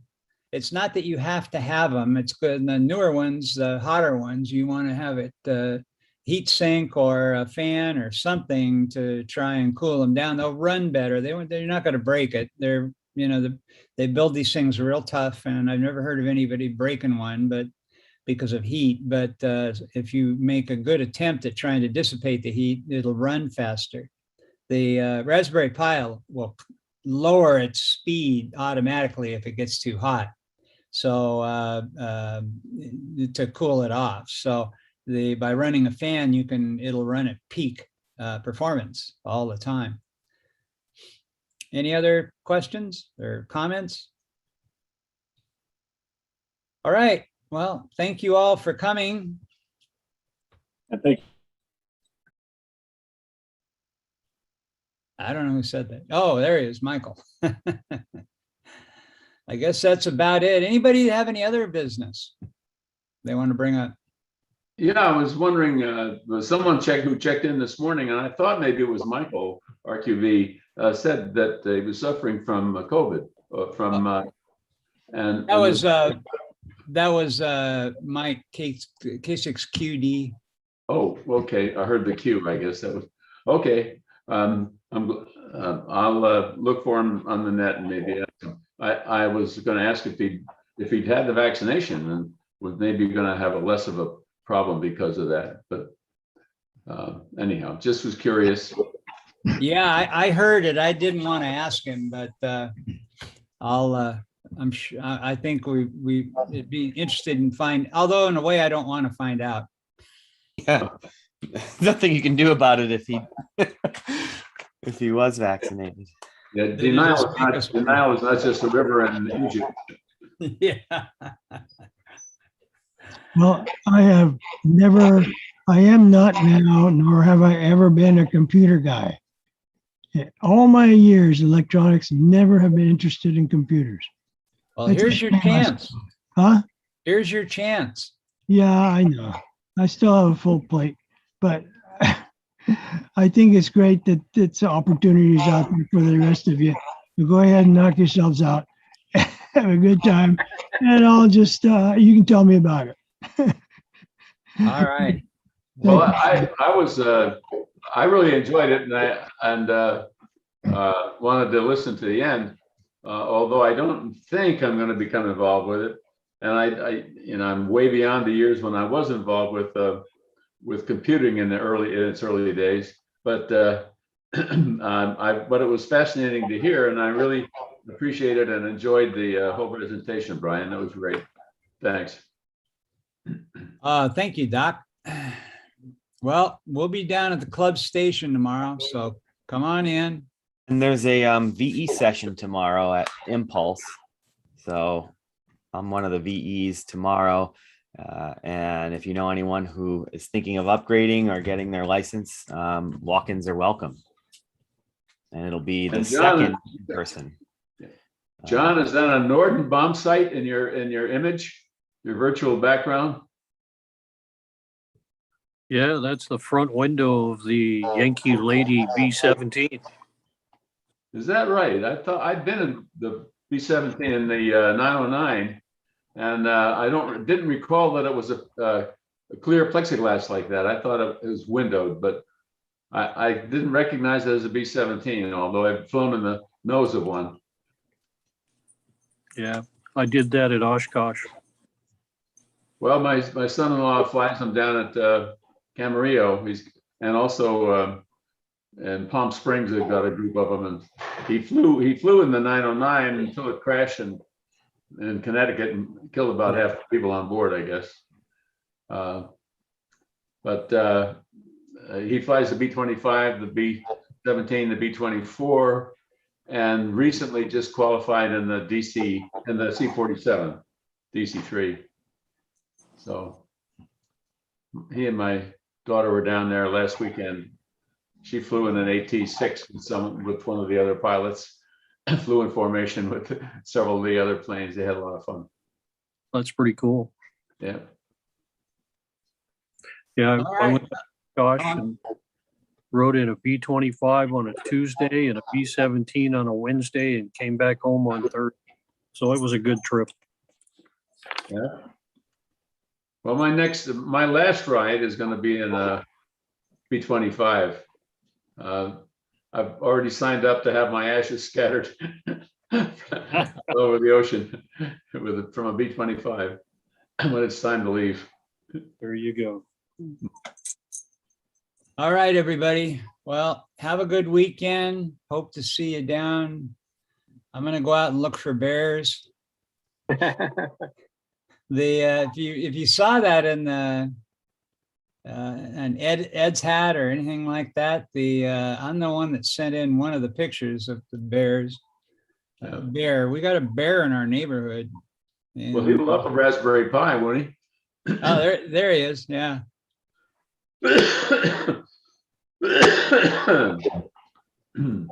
That's our bear. Anyway, but my next door neighbors, their chicken coop, which is about just 100 feet away from me, I heard all the chickens making a lot of noise about 6 in the morning, and they said that I got an email from her, and that's the same guy. That was another house, different house. That one's actually closer to me. That one's about 250 feet, 300 feet from me. But wow. Something had torn the heavy wire off the front of the chicken coop and got the door open, and all the chickens were out in their yard. And they were all there, but he didn't get one. But they managed to get away. But they're all out there, and it had to have been something pretty strong to do that. So I'm thinking it was a bear. So he's been seen on both sides of me now. So I have a gate, and I opened it up in the front and put my trail cam out there, and hopefully I'll get some action tonight. Did your Raspberry Pi trigger that camera? Not that one, but I have used one before to do something like that. Cool. I just saw an article about trail cams. Are they being made illegal in California now? Why would they? An article about new laws about trail cams. For some reason or other, some people objected to them, and I didn't read it very carefully. Next time I run across it, I'll make a report. Yeah, well, I'm keeping mine. Besides, it's on my property. I can do whatever I want. Oh, I think I'm just looking into it. I think it has something to do with people using them to hunt because it gives them an unfair advantage. Yeah. That was probably it. Yeah. Yeah. Brian, we had a bear running around down here in Winchester Canyon for a while. Their neighbor took pictures of it with their dogs out in the backyard. And he actually got out in the street and was walking around. And there was several sheriffs that came down and parked their cars in the streets and went after him with a tranquilizer gun, had to haul him off. It's not the first time. I just was reading an email right here. I just got it from my next door neighbor. She called Fish and Game. They said they won't do anything because we're like on the edge of the national forest. She called the police, and police says, "We don't do bears, lady." So well, we're apparently we're on our own. They Yeah, we do bears, but we don't do your kind of bears. Yeah.